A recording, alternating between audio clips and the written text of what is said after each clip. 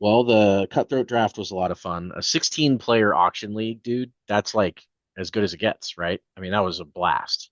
It was fun. I will say that after 2 years of me making the finals, winning once in our Cutthroat League, and loudly proclaiming my strategy for the auction draft, I feel like our listeners have been paying attention. Yeah, they know ball. And and my strategy this year didn't work. Like I always like to have, I like to overpay for a couple of guys. Like if you're in a 16 team league and you have like two of the 10 best players, like Hmm. you're going to make it a very long Hmm. ways just on the back of having a couple of really good players, right? And Studs and so duds, right? Isn't that kind of the, studs yeah, and duds, because you'll pick up other studs later. That's the nature of yeah, cutthroat, right? Like it's studs and then even more more studs studs. later on. Uh-huh. And I got Lamar very early on, which I was very pleased with. But then like people were just going nuts in the chat and bidding people way up. And the second guy I bought was Kyron Williams because I mean, he was like the last RB1 on the board. And then I didn't get another player until like there were, I don't know, Late. 20 slots left in the draft. Now, Yeah.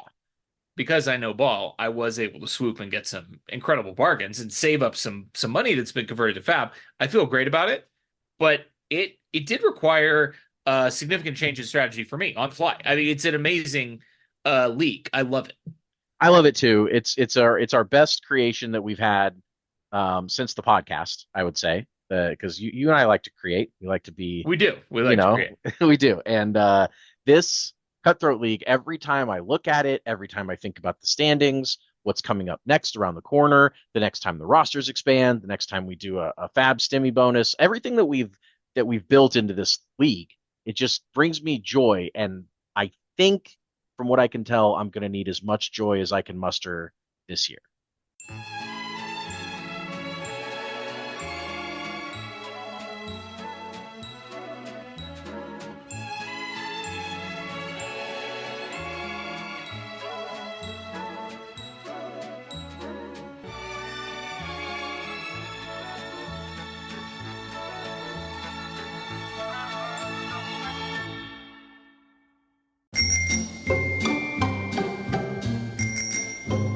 Welcome into It's Always Sunny in Chiefs Kingdom. I'm Austin. Find me on X at Real Bird Lawyer, Bird Law Expert on Blue Sky. Here with me, as always, my co-host Taylor at Taylor_Wit on X, IASIC on Blue Sky. What's going on, bud? Hello.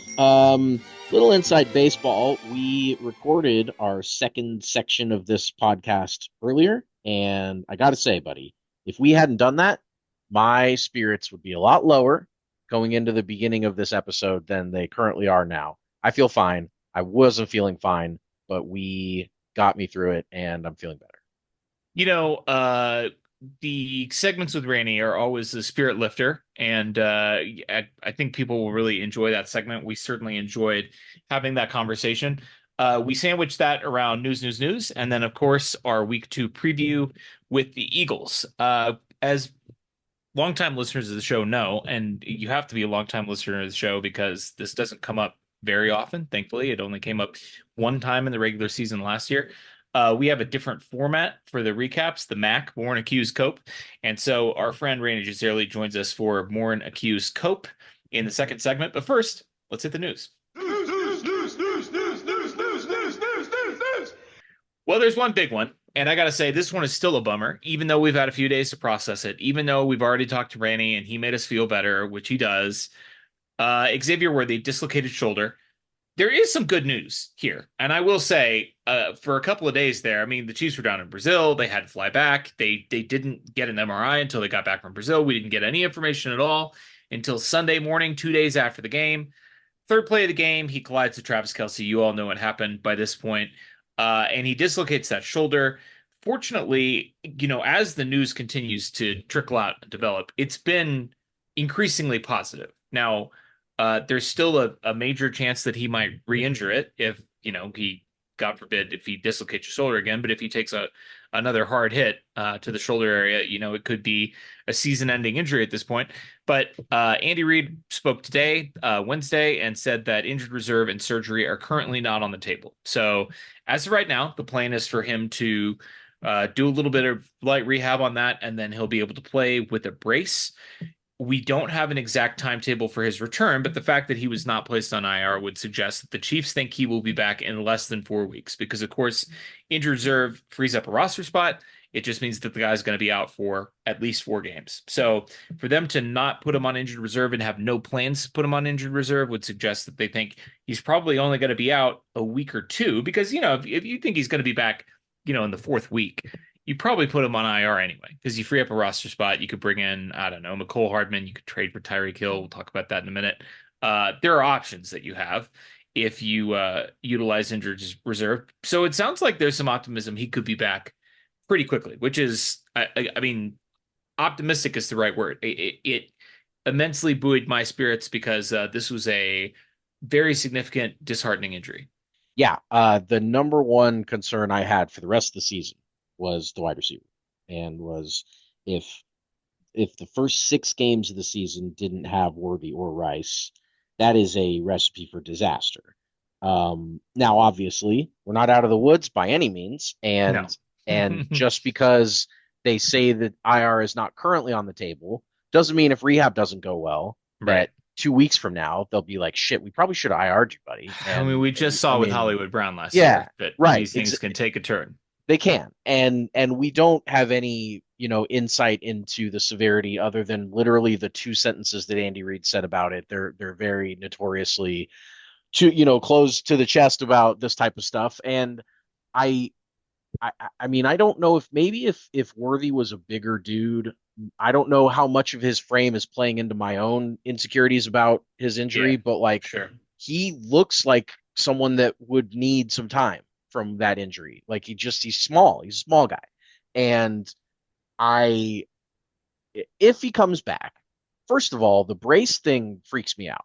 A shoulder brace and you're playing Sure. NFL football, Yeah, you're wide you're receiver where you're you have to lifting catch. your arms up and Yeah. you're landing and I mean it just doesn't seem if he's coming back, you would hope that they still can get 90% or so of his production out of him. Like we Well, can't have a limited Worthy, no, but but and I know you have a second point to make, and I want to let you make it. But it's to all right. interject, wouldn't you say that a deep threat speed wide receiver is like the best guy, the best kind of Instead of a player to have this possession injury? big Because player in over the theory, middle. he Yeah. should be one of the least hit players on the team, right? Yeah. Like Yeah. aside from a kicker or a punter or a quarterback, like and a quarterback's got to throw the ball every play. So like a shoulder injury would not that would be no bueno, Oh yeah. No bueno. even if Yeah. it was a non-throwing shoulder. And people are trying to hit him every play, I mean, which for a honestly, wide dude, receiver every isn't position necessarily on the true. NFL field, Oh, I if you know. have a It, shoulder it's injury, sounds it's it's horrifying. bad. It's bad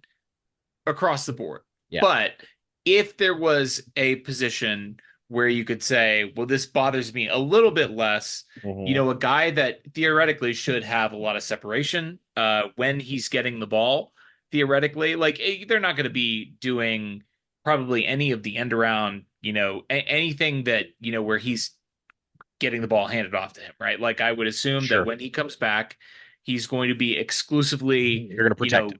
exactly the Yeah. routes that he runs, they're going to protect Out his of bounds shoulder. routes and Yeah. deep stuff that if he catches it, he's either going to be gone and score a touchdown or the ball or the pass was incomplete. Either way, not too much of a physical threat to him there.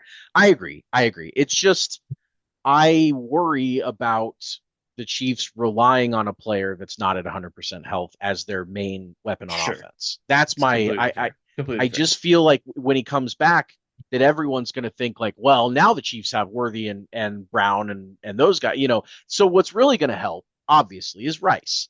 When Rice gets back in the 7th game and then Worthy doesn't have to be like the focal point and Right. by then if Hollywood Brown's still alive, Sure. basically. I mean, If he like if survives being the he, number one yeah, target.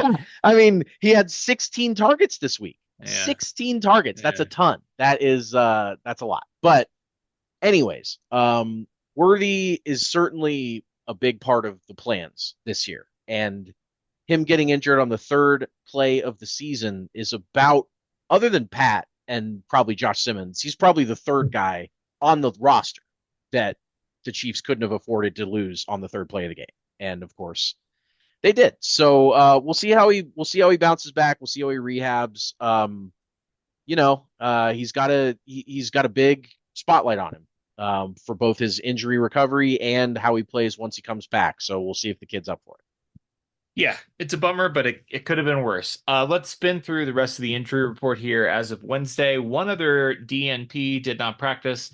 That unfortunately is rookie wide receiver Jalen Royals. Jeez. And it would obviously be great if not that you would expect him to do a whole lot as a rookie wide receiver in this offense, but I mean, sure, it would be nice to have another body healthy in the wide receiver room instead of having two guys that you were hoping would contribute, and in Worthy's case, contribute significantly while Rashee Rice was suspended.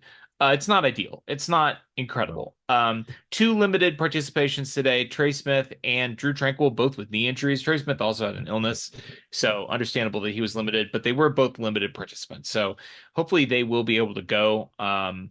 Then you had six guys on the injury report that were full participants: Nick Bolton, Hollywood Brown, Jabari Connor, Ashton Gelati, Omar Norman Lott, which is good because he didn't play in Brazil.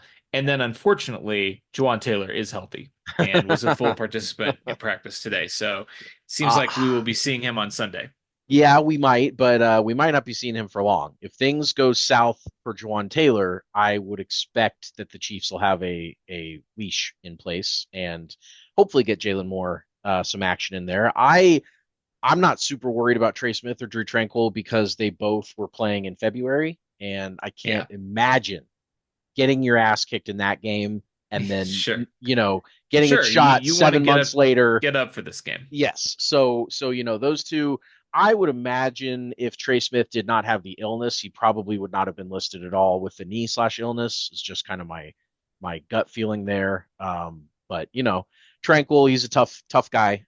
He was had some drama in week one, was pissed off at some people, was pissed off at Yeah, Chris Jones, and right. kind of showed more, I would say, fire. I mean, he's been a good player for us, but that he showed a lot of emotion in that game against his former team, the Chargers. So yeah, we'll see if these guys can all show up at 3:25 Central on Sunday. Someone who will also be showing up on the Eagles side of the ball is Jalen Carter because the league, of course, ejected him for spitting on Dak Prescott in week one. Then they released a very unnecessary and, in my opinion, ridiculous statement where they said Yeah, he was suspended for a game. No, he wasn't suspended for a game. He was no, ejected from a game. That's completely different than being suspended from a game. In fact, I do you think does he forfeit his game he check for did, being he did. ejected? Okay, Yes, so yes, that's fine. And we knew he wasn't going to be suspended for this game. Give me a correct, break. Like, of correct. course he wasn't going to be suspended for this game. The NFL wants Jalen Carter to be on the field against the Chiefs. They Just want like him they to wreak wanted Tyre havoc. Tart to be on the field against the Chiefs. Exactly They right. just, Exactly right. Chiefs aren't getting a break, guys. That's it's not the world we live in. Someone who might not be available for the Eagles, just looking at their injury report, Dallas Goedert did not practice today with a knee injury. That's a potentially significant injury because he Yeah, is obviously a big weapon in their passing game, long time great tight end for the Eagles. Uh, you know, you mentioned the Chiefs guys are going to want to push through this and play if they can because they want to get revenge for yeah. getting their asses kicked in February. I don't know if the Eagles are going to have that same kind of urgency, but No, Jalen Hurts still has a background on his phone of getting beat by us in the Super Bowl. So who knows what motivates these players? It could be that they're itching to get out there and play against the Chiefs too. I don't know. the Colin Saunders tweet was hilarious about Incredible, that when he found that out and absolutely he was roasted just him. like, "You're dragging it, bro." Like he It's toasted ridiculous. Jalen Hurts for. I mean, honestly, like you beat Yeah. that team in a Super Oh, Bowl you beat the two hell out of years that team in the later. Super You Bowl, beat right? the shit out of them. I mean, it was a laugher. And yes, it's just a very it feels manufactured to me. It feels like the Eagles are trying to like I don't know. I guess every athlete has their own motivations, and some of them are fake, and some of them are real. Whatever gets you up, gets you up. That's fine. It's just it feels like it's unnecessary to me. Maybe that's because I'm on the team that he beat, and I don't think that it makes any sense to still have a picture from when you lost to. Anyway, it's dumb. I Jalen Hurts, just to kind of throw an aside in here because we haven't done this. I don't know what to think about him as a fan, as a fan of Sure. football. Yeah. He's a big enigma to me Yeah. Hit because me. number one, like when he was on. New Heights and when he's been like interviews with him, he seems like a great dude. Most of these guys really do seem like great dudes. I mean, it's very rare for me to watch an athlete and just be like, that dude sucks.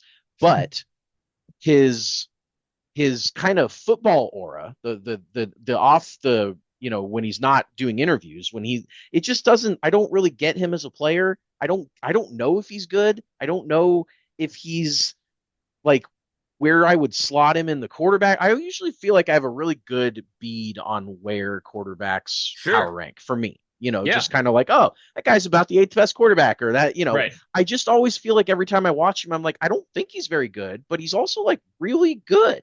I don't know. He's Where really good at a what's his couple of deal? things that happen to gel with things the Eagles are really good at. Yeah, Like automatically picking up short yardage on third or he's fourth really down good at that. at any point in the game. I mean, that's something that he's extremely good at that no other quarterback has been able to come close to being as good at No, as him. So there's that.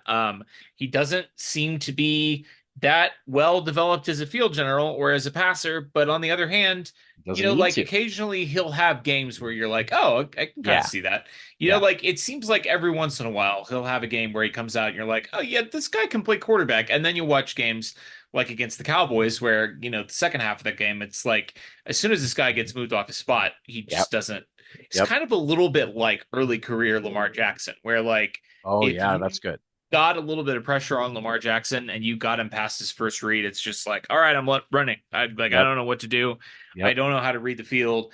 And he'll have moments like that and sometimes games like that. So I don't know. It is tough. Let's move on to the last item on the news here.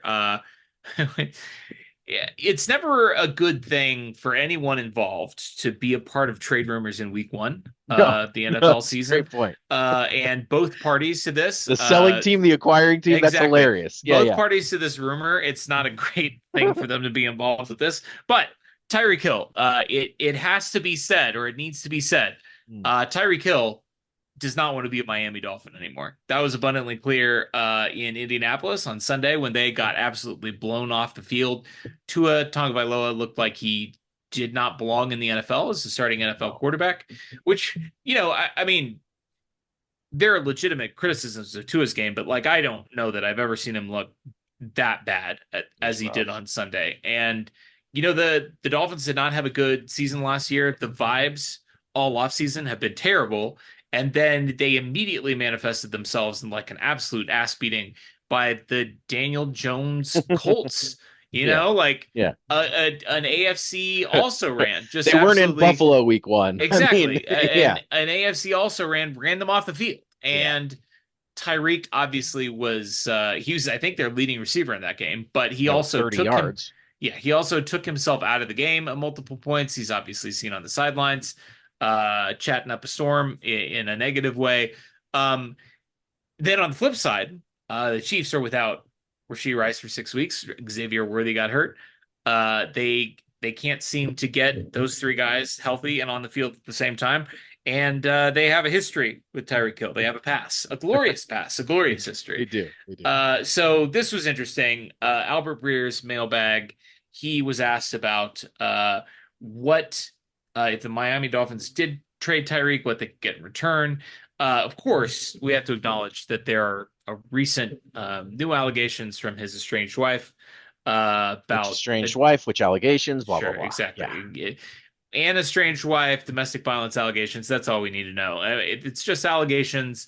We don't know if it's anything more than that. And Albert writes that will have a material effect on his trade value, which makes total sense. But Yeah, it he should. writes if he's cleared, and obviously that's a big if. I think you're probably talking about something in the range of a third round pick, maybe also a day two pick on top of that. His last 100-yard game was in week one of 2024. He's 31 years old, and there's baggage any team acquiring him would assume too. I don't see a big market, which is why many folks are ruminating on the idea of Hill returning to Kansas City in midseason. Yeah, I know your thoughts, Uh, but tell me uh, your thoughts. yeah, a lot of thoughts. Number one, I was shocked to see that the last time that Tyreek Hill had a I know play it's go for crazy. more than 30 yards was that same game where they said his last 100-yard game was week one of 2024. So he didn't, after that game where he caught an 80-yard touchdown pass, after that week one game, he did not have a play longer than 30 yards. Now, this is an all-time home run hitter in NFL lore. I mean, Sure. absolutely. It's We have it's like gone, Randy Moss, Tyreek Hill. yeah. I mean, the like he's so for him to go a full year without ripping one off. I mean, look, it's been obvious that Tyreek Hill has wanted out of Miami for over a year now. Right. Like this, what even though he had the spats here in week one, this is not the first time where we've been like, ooh, I wonder if he's No. not happy Right. there. It's Exactly. Yeah. like he had the playoff exit where he was saying a bunch of stuff during that game about or after that game about how he didn't want to be there anymore. And they stripped him of his captaincy in the offseason because of his attitude. And he said, I have a lot of repairing to do with my relationship with Tua because that he threw him under the bus a bunch. I mean, it's been rocky. It's been more than rocky for him for a while. There's also, as you said, the baggage. The baggage is something that many teams, I mean, Breer makes a great point here. Many teams would just be like, nah, we can't, Yeah. We're not you going to know, deal with it. we're not going in, we're We not don't want. attaching his name to us and getting in the mud with him. But there's And one team that's already been in the mud with him. and I'll point out too, there's one team that knows all of the baggage Yes. that has Yes. There seen are no skeletons every that the Chiefs report, aren't aware that of. has been Yeah. present in the Yep. room Yep. when he has sat down with Roger Goodell about everything that's Correct. happened in the past. There is a team Correct. that did all of that research before they drafted him. There's a Right. team Multiple that has times. full knowledge of everything that's happened with Tyreek Hill in his life, and that there's one team in the NFL that can say that. Here's the many aspects of this that make it a good fit. Number whatever we're on, two, three, whatever. The Chiefs love a reunion more than most They sure do. teams. They love a reunion. The fact that they could have Kareem Hunt, Juju Smith-Schuster, Tyreek Hill, all part of the offense I mean, again McCole after Hardman's still all. available. McCole We could Hardman bring. is probably coming back in. I think we'd Sure. all be shocked. He doesn't have a job right now. The Packers cut him. They don't even need to trade. They just need to bring him in. And I think that the Chiefs. Andy Reid is also. I mean, that's why the Chiefs love a reunion is because he's a big second chance guy. Big, big, big. They highlighted that on the Kingdom. It's one of his kind of tenets as a person is just to give people second chances. He believes very strongly. And Tyreek, yeah, it might be on chance 3 or 4 or something more than two. But the point is, the Chiefs are also combining all the history with the positional need Yeah, the and need. the desperate need to not just be an also ran team and to just fall back among the pack. I mean, the Chiefs have to capitalize on this window as hard as they possibly can. They have more pressure on them to win every year than any other team in the NFL. And it seems counterintuitive because they've won the most and they have the most rings and all that stuff, but that's what comes with it. That's what comes with the territory of being the best is you feel the pressure and the outside. I mean, the Chiefs know they need to win.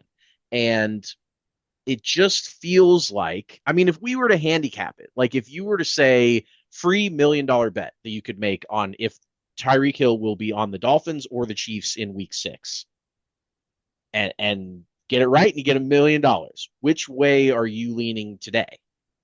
Uh, he's not going to be on the Dolphins. So That's why I like, said Dolphins or so Chiefs. I Because if would I said not. I Dolphins or would. Yeah. field, you would Right. take the field. I think Of they're going to course, trade. like as a smart bet, but he's not going to be on Yes. the Dolphins. Like No, and I so I agree would with you. take the Chiefs. Yes. I'm not 100% confident that it happens, but we have to touch on. I know people have talked about this, and Albert's column sort of alludes to this, right? Like there are people that are saying, much like people are saying about the Chiefs, that Tyreek Hill is washed. He's Yes. over the hill. His Yes. best days are behind him.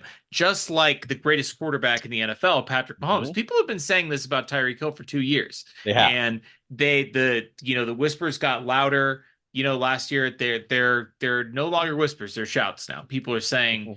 Many people are saying Tyreek Hill, 31 years of age, he can't play football anymore. He's washed. No, listen to me. Tyreek Hill is still an elite player.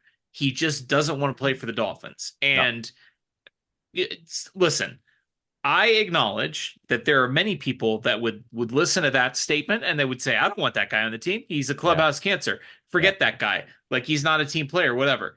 And I understand where you're coming from, but because of the history with this organization, I mean, like, has Tyreek said some things about the organization? He's clearly trying to rile up the fans, get under our skin, whatever.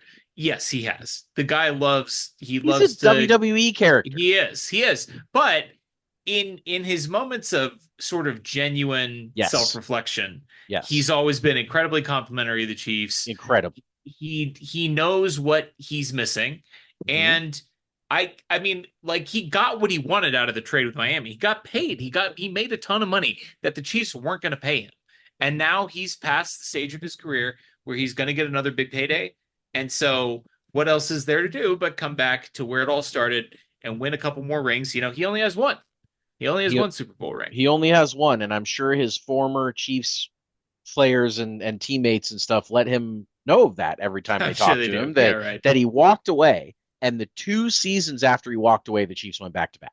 I Yeah. mean, that had to have been the end of 2023, had to have just been a knife to the heart for Tyreek Hill. They beat him in the playoffs and win another second ring without him.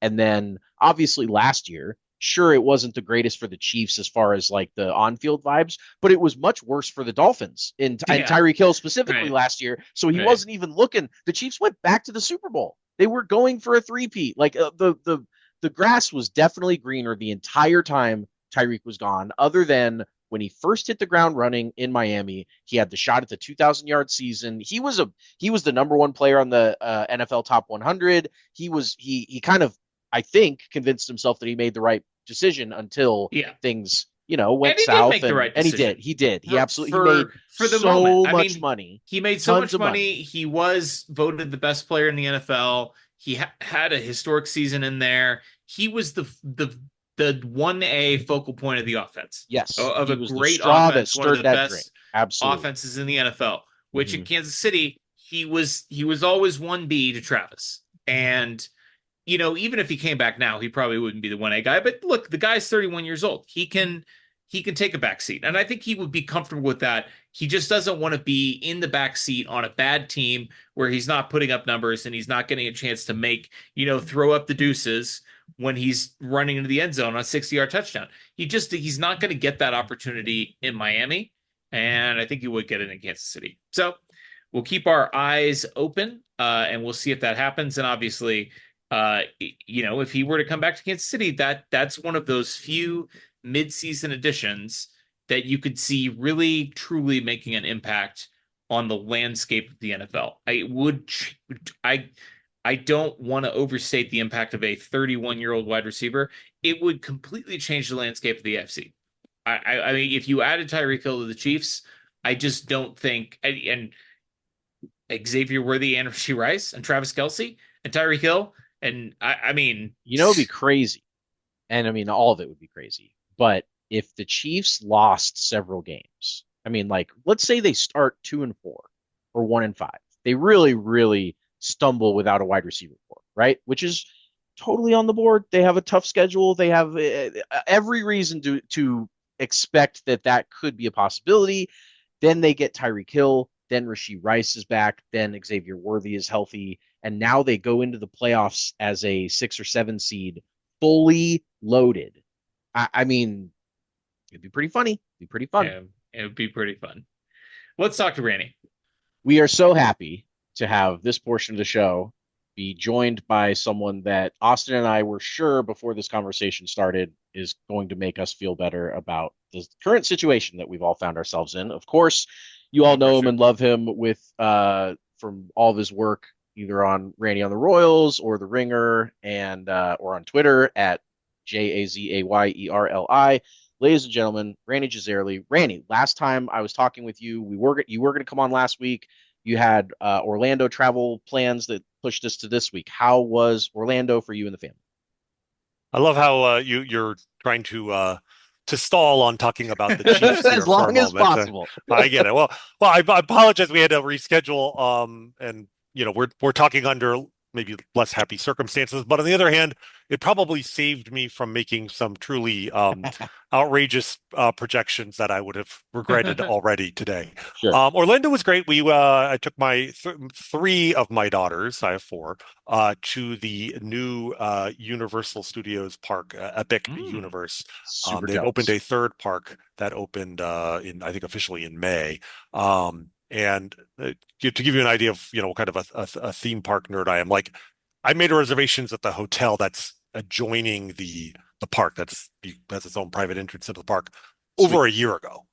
Oh, Like, wow. Yeah. before tickets ever went on sale for the park, I was like, we're going Labor Day weekend. Yeah, perfect.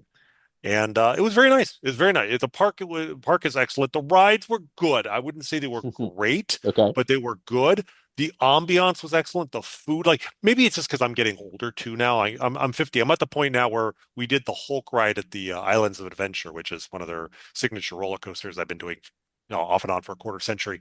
Uh-huh. And I realized halfway through the ride, I'm like, oh, this is why you never see like 70-year-olds on roller coasters. Like, I don't feel good. It's not working anymore. It wasn't, and I had to pass up. I let them go on the Velocicoaster, which is the Jurassic Park Raptor high speed intense roller coaster.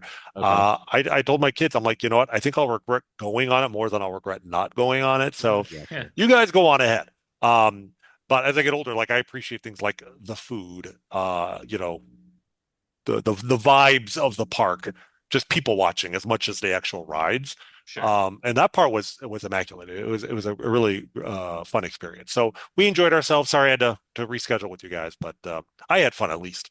We could have an entirely separate podcast about theme park rides, but what I'm getting out of this statement from you is that Taylor and I really, I mean, we're only about 10 years behind your cycle, so we need to go Get them in now. while we're still in our 30s. We need to go enjoy those roller coasters while we can, because I we're would both recommend, yeah, big fans as well. I'm realizing like, look, I don't feel old, but like I'm not know if I'm over the hill, but I'm at the top. And I'm Sure, looking down, and it's sure. like, okay, now's the time. You're at the top of the roller Sounds like a coaster. roller coaster. Yeah, Yeah, Yeah, exactly. exactly. all the bucket list items. It's time to start, crossing off the most physically taxing ones now. And then, working my way down to things like, walking along the beach at Ah, sunset, in Sure. my 70s. So yeah, when you get the chance, you should go. It was a lot of fun. Well, let's turn to unhappier things. And this is the first time, Brandy, that you've had the misfortune to join us after a Chiefs loss. And that's, we usually don't want to talk to anyone, least of all our favorite guest, you, after soul crushing Chiefs losses. And there have been a few, thankfully, very few in the time that we've been doing the show with you. But we have a system for handling the Chiefs loss, the occasional Chiefs loss.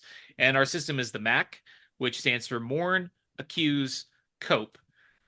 That is how we handle losses. We can kind of focus our discussion under those three broad categories. And of course, we start with the M, which is mourn. And I'll get us kicked off. I'll give you an idea of kind of how we do this on the show before we hear from you.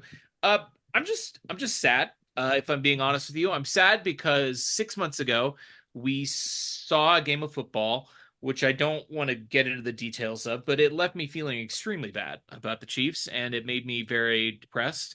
And there was a feeling for many weeks afterwards that maybe this was the end of the ride. That we were at the top of the roller coaster and we hit the bottom, and now the ride is over. And are we going to be able to get to the top of the roller coaster again? We don't know. And this game on Friday was our first opportunity to see the Chiefs since the last time they played football, which was a very negative experience. And I just had a lot of expectations, a lot invested in the Chiefs exercising those demons of Super Bowl 59 and just coming out looking like a completely different football team and putting to bed all of these creeping doubts that I had about the future of the Kansas City Chiefs dynasty. And instead, they looked pretty bad for most of the game. They looked really bad on defense for the entire game. Uh, Patrick Mahomes did Patrick Mahomes things, which made me feel good, but then the Chiefs still didn't win the game. So I'm just sad. That's kind of where I'm starting with the morning. Is we waited 6 months for the Chiefs to play football again and make us feel good again, and they didn't make us feel good again. Austin, I would like No, to rubber stamp this morning with you. I absolutely needed this game. I needed it. I experienced the Super Bowl in person, and my anticipation for getting that taste out of my mouth was extraordinary. And I mourn the ability to get that taste out of my mouth as much as anyone I know. So I'm right there with you, buddy. so I will select for this category. I'm going to just mourn the kind of the loss of the Chiefs' aura of invincibility Ugh. Yeah. a Yeah. little bit. Yes. Like Yeah. like it's I wish I could say that I don't the take for granted the fact that the Chiefs are win or lose, are the NFL's it team, are the team Yeah. that dominates discussion of the National Football League. And I hate to spell out the NFL. That's a very pompous thing people do. But like when you hear people who say things like the National Football League, the Chiefs are one of the first teams they always talk about. And even after losing the Super Bowl, everybody wants to talk about the Chiefs. Obviously, there are off-field reasons for that. Congratulations to Travis and Taylor. Um, but even above and beyond that, the signature team of the last 7 years, and really with the Patriots, one of the two signature teams of the century, essentially. I mean, Yeah. three Super Bowl wins in the 21st century. You got the Patriots, and I don't think anyone else has matched that this century. So, No, they haven't. um, so even even after the Super Bowl loss, all the talk about the AFC, even people who are picking the Ravens or the Bills or somebody other than the Chiefs, it's always from the lens of, I think the Chiefs are going to fall off. I think the Chiefs are over the hill. I think the Chiefs are a fraud. I think it starts with a discussion. You can't just say, well, I think the Bills are the best team. You have to explain why you don't think Yeah. the Right. Yeah. Chiefs are the best team in the AFC. You have to explain why you're going against chalk, because the Chiefs are the ultimate chalk. Yep. And after a game like this, it punctures that aura that the Chiefs really are the team to beat. And I have to admit, on some level, I'm more in the fact that they may have lost that aura of invincibility with myself. Like, it's one thing Mhm. you lose a game like this when you're Yeah. 7-2, and it's like, okay, we had about a week. Right. When it's the first game of the season, and there are many ways we can explain this game as not being like the death knell for the Chiefs' playoff hopes or even Super Bowl hopes, et cetera, et cetera. But like, we don't have any other sample size right now, and so yeah, that niggling doubt in the back of your head that what if the Chiefs' dynastic run is over? We don't know, and it's almost like it just kind of hit me by the end of the game. It's like, oh Yeah. yeah, this shit Yeah. is hard. Yeah. Yeah. Like Oh No my kidding. God. like winning, going to seven consecutive AFC Championship games is not normal. No. Yeah. Going to the Super Bowl 5 times in 6 years is unprecedented. Like, these are things like, most teams would be happy with, a spot in the divisional round, right? Like, the things that we have, like, that we look down upon contemptuously are suddenly like, oh yeah, that's actually not something to be like upset about. And yeah, we're spoiled, and you have just take it for granted. But on some level, you like being spoiled, right? Like, that it was fun, just kind of almost like assuming your team will make it to the Final Four, and everything after that is what matters. So it's a bit of a jolt to be reminded that, oh yeah, no, you're not, no one's guaranteed a spot in the Final Four. Like, you're gonna have to work for it. It's a good reminder. I think it's a necessary reminder, but it just sucks that this feeling, I haven't had this feeling really since Patrick Mahomes became QB1, and I hope it doesn't last very long, because yeah, it was not a fun experience. I don't want to dwell too much in the mourn, because we still have to accuse and cope, which, to be frank, is the best part of the system, where we make ourselves feel better about the bad things that happen. But I do want to dovetail off of something that you're saying about this aura of invincibility. It goes into what we saw on Sunday Night Football, and there's been a lot of conversation over the last 2 years about Patrick Mahomes no longer being the best quarterback in the universe, and how it's Joe Burrow or it's one of the two guys we saw on Sunday night, Lamar Jackson or Josh Allen. And you know, if you watch the game on Sunday night, it was really hard not to get wrapped up in that. Even though, and this is the hardest part about it for me, is Patrick Mahomes on Friday showed us that he is the best player in the world. He looked like the best player in the world. He was the best player in the world. He's the best quarterback in the sport. He played an unbelievable game. He was doing things that no other quarterback in the NFL, including Josh Allen and Lamar Jackson and Joe Burrow, can't do. And the Chiefs still lost the game. And then on Sunday, you have a 15-point comeback in the fourth quarter by Josh Allen, and Ravens are putting up 40 points pretty effortlessly, and these two teams are duking it out. And it's kind of almost like, I mean, a lot of times, and there were still a few times in the broadcast, I didn't count, but a lot of times when you watch the Ravens and the Bills play, or the Bills and the Bengals play, Patrick Mahomes' name is going to come up a Yeah. number of times in the broadcast because, like it's always in the context of, oh my God, these guys are so good, but like, is this going to be the year that one of them gets over the hump? And it's almost like we've reached the point where not only has the aura of invincibility been punctured a little bit, but like, we're starting to drift away from that conversation a little bit, which is crazy because 2 years ago, Patrick Mahomes beat both of those guys on the road to win his second consecutive Super Bowl. And just last year, in a down year for him personally, he beat Josh Allen in the AFC Championship game again to go to the Super Bowl. But then the Chiefs lose the Super Bowl in embarrassing fashion, and they lose the game on Friday night, and all of a sudden, people forget, and in some ways, I almost can't even blame them, which is the saddest part from my perspective.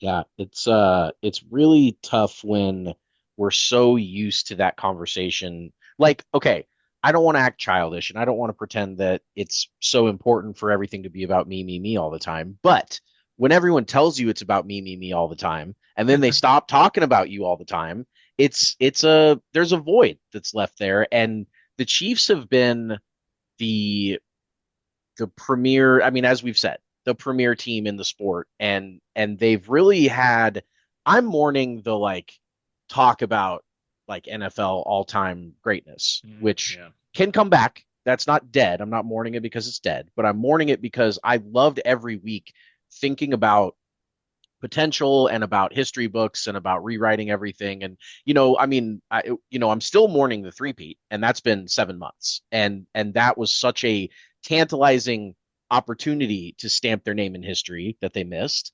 And now we're looking around, and it feels like the NFL has kind of passed the Chiefs by a little bit, and they haven't. The Chiefs can still certainly go on to win the Super Bowl. I have to keep telling myself that.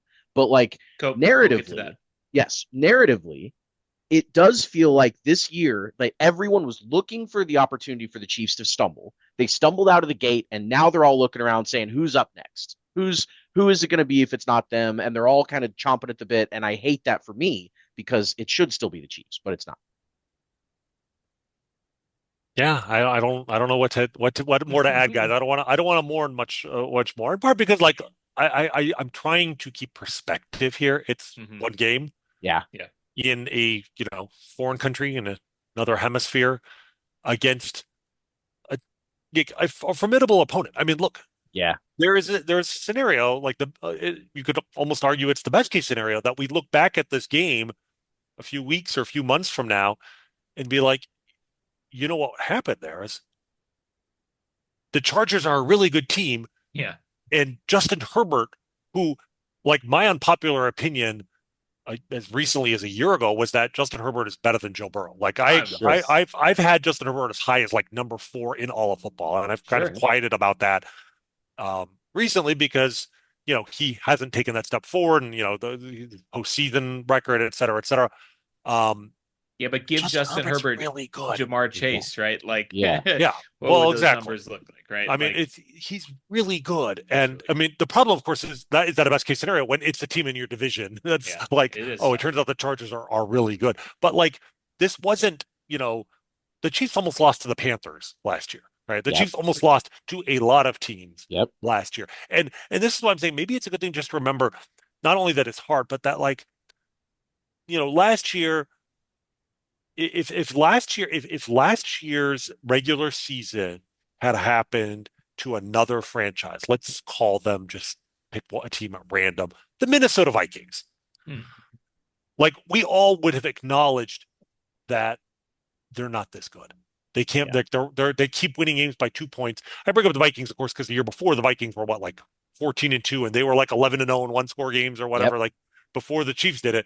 Right? And we all knew like to me, it was a testament to how far analytics have come that even on broadcasts, people were not talking about, well, the Vikings just know how to win. No, it was like, no, the Vikings are lucky. And a lot of people were picking them to lose to the, I think it was the Giants they played in the first round. Yes. And they did and lose to the they Giants. lost to the Giants in the Right. first round, right? And it wasn't a shock because, yeah, when you win by the close score, you lose by the close score. And but because it was the Chiefs coming at the after back-to-back Super Bowl wins in the middle of this incredibly dynastic run, you know, maybe even we started to buy into the hype a little bit of, yeah, they keep winning by like the skin of their teeth, but like that's just because they're better somehow, and Yeah. not because maybe there was some luck involved. Maybe yes, Yeah. they beat the Broncos on a blocked field goal, but like that's not a replicable skill every week. You can't rely on that every week Mm-mm. to win Yeah. because the Raiders,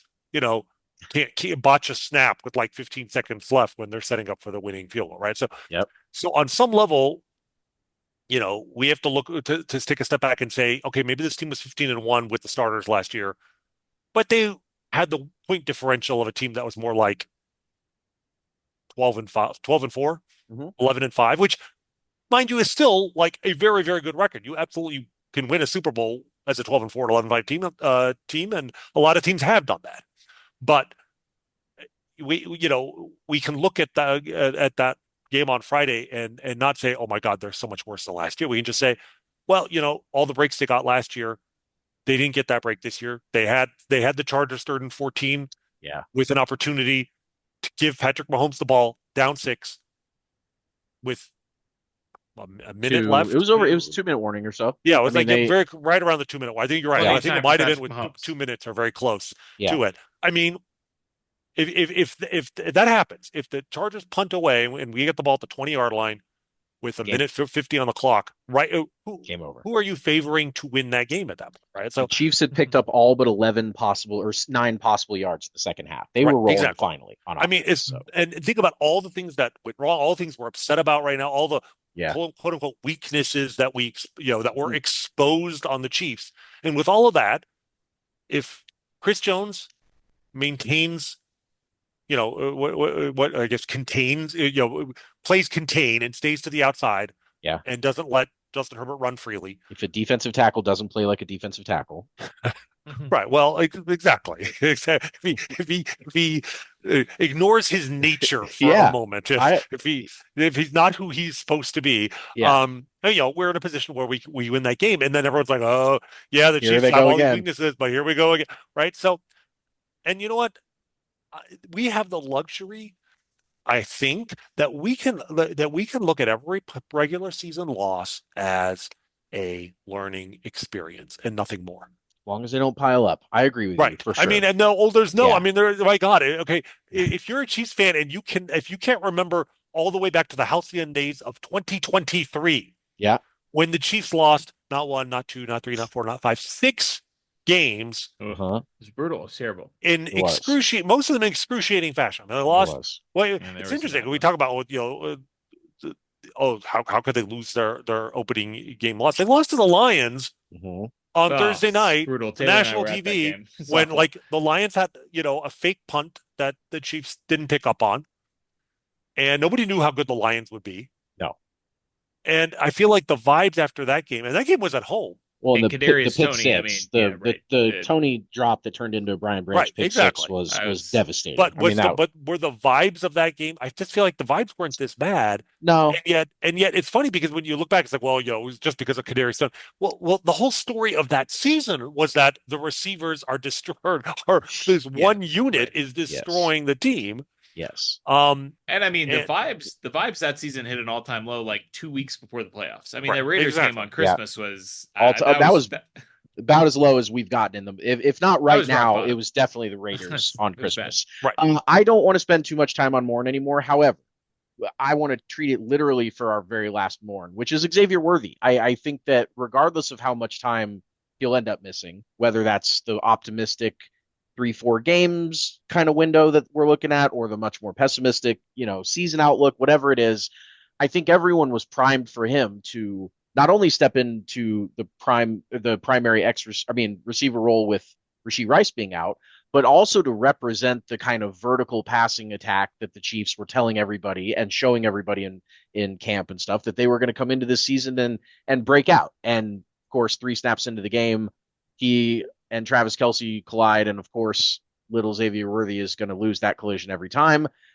I just want to quickly mourn how what could have been at the beginning of this year over the next however many games we've lost Xavier Worthy for, because not only do we lose him specifically on the field, but boy, that wide receiver depth chart now is all of a sudden Hollywood Brown's your number one and Juju's your number two. And I mean, things are starting to look a little bit pretty desperate on the outside.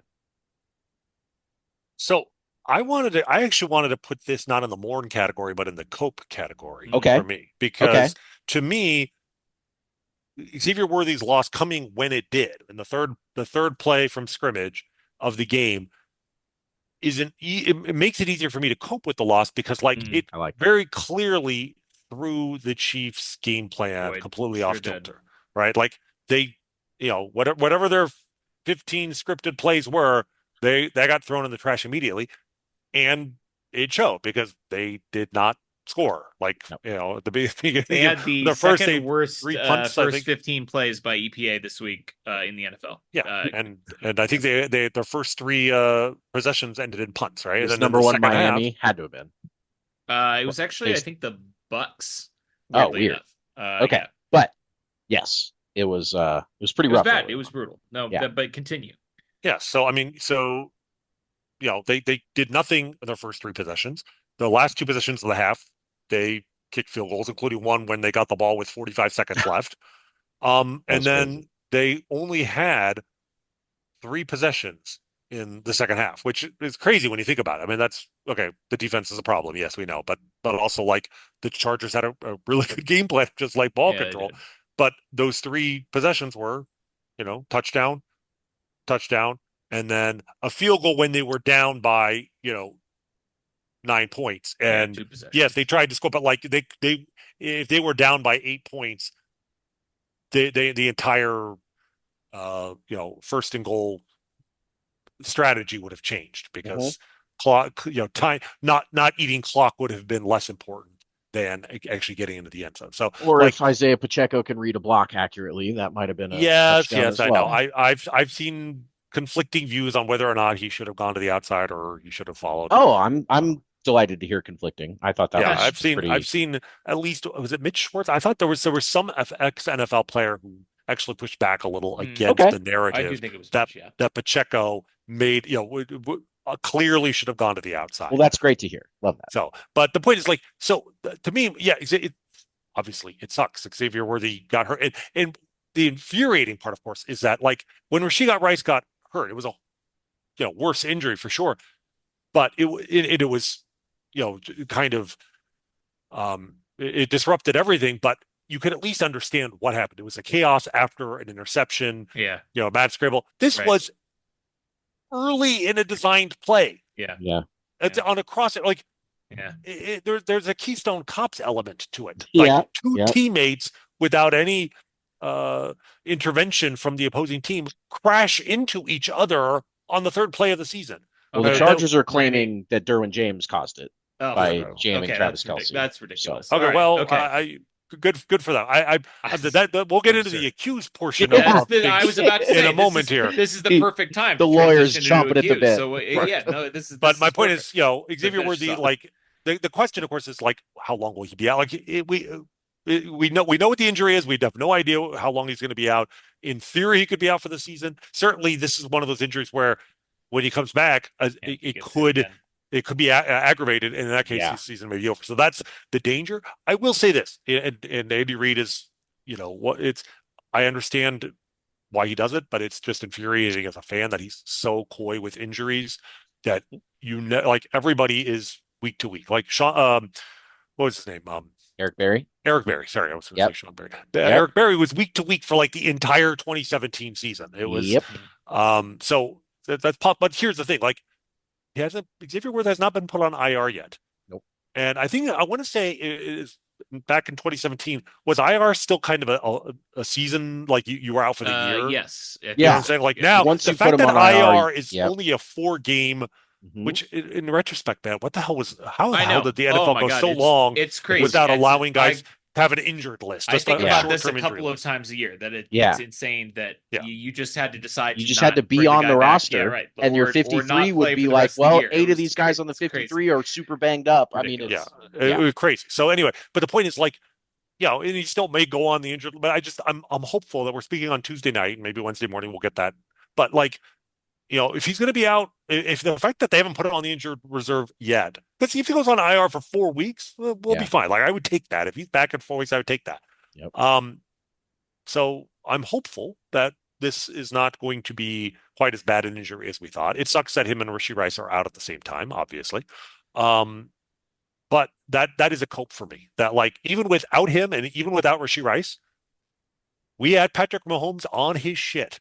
Yeah, And he I sure was. did. sorry, the sideways pass to Juju Smith-Schuster. That was, Oh, I mean, it was vintage. the only thing that compared to it in terms of just the aesthetics was the sidearm pass in the Super Bowl that Yeah, Damian Williams dropped out of Yeah. his helmet. yep. Right. Well, the Because I fourth mean, and 9 bomb to Hollywood looked almost frame for yeah, frame that was the by Tyreek pass, the 100%, Tyreek pass. I mean, it was the drift to the 100%. right, the Hmm. cross his body, the wide open middle of the field. It was crazy. I felt like I Okay. was watching that exact moment. I have to transition us to accuse right here, All right, actually, he's ready to because accuse. because Because Go we because didn't ahead. score. because Yeah, because we lost the game.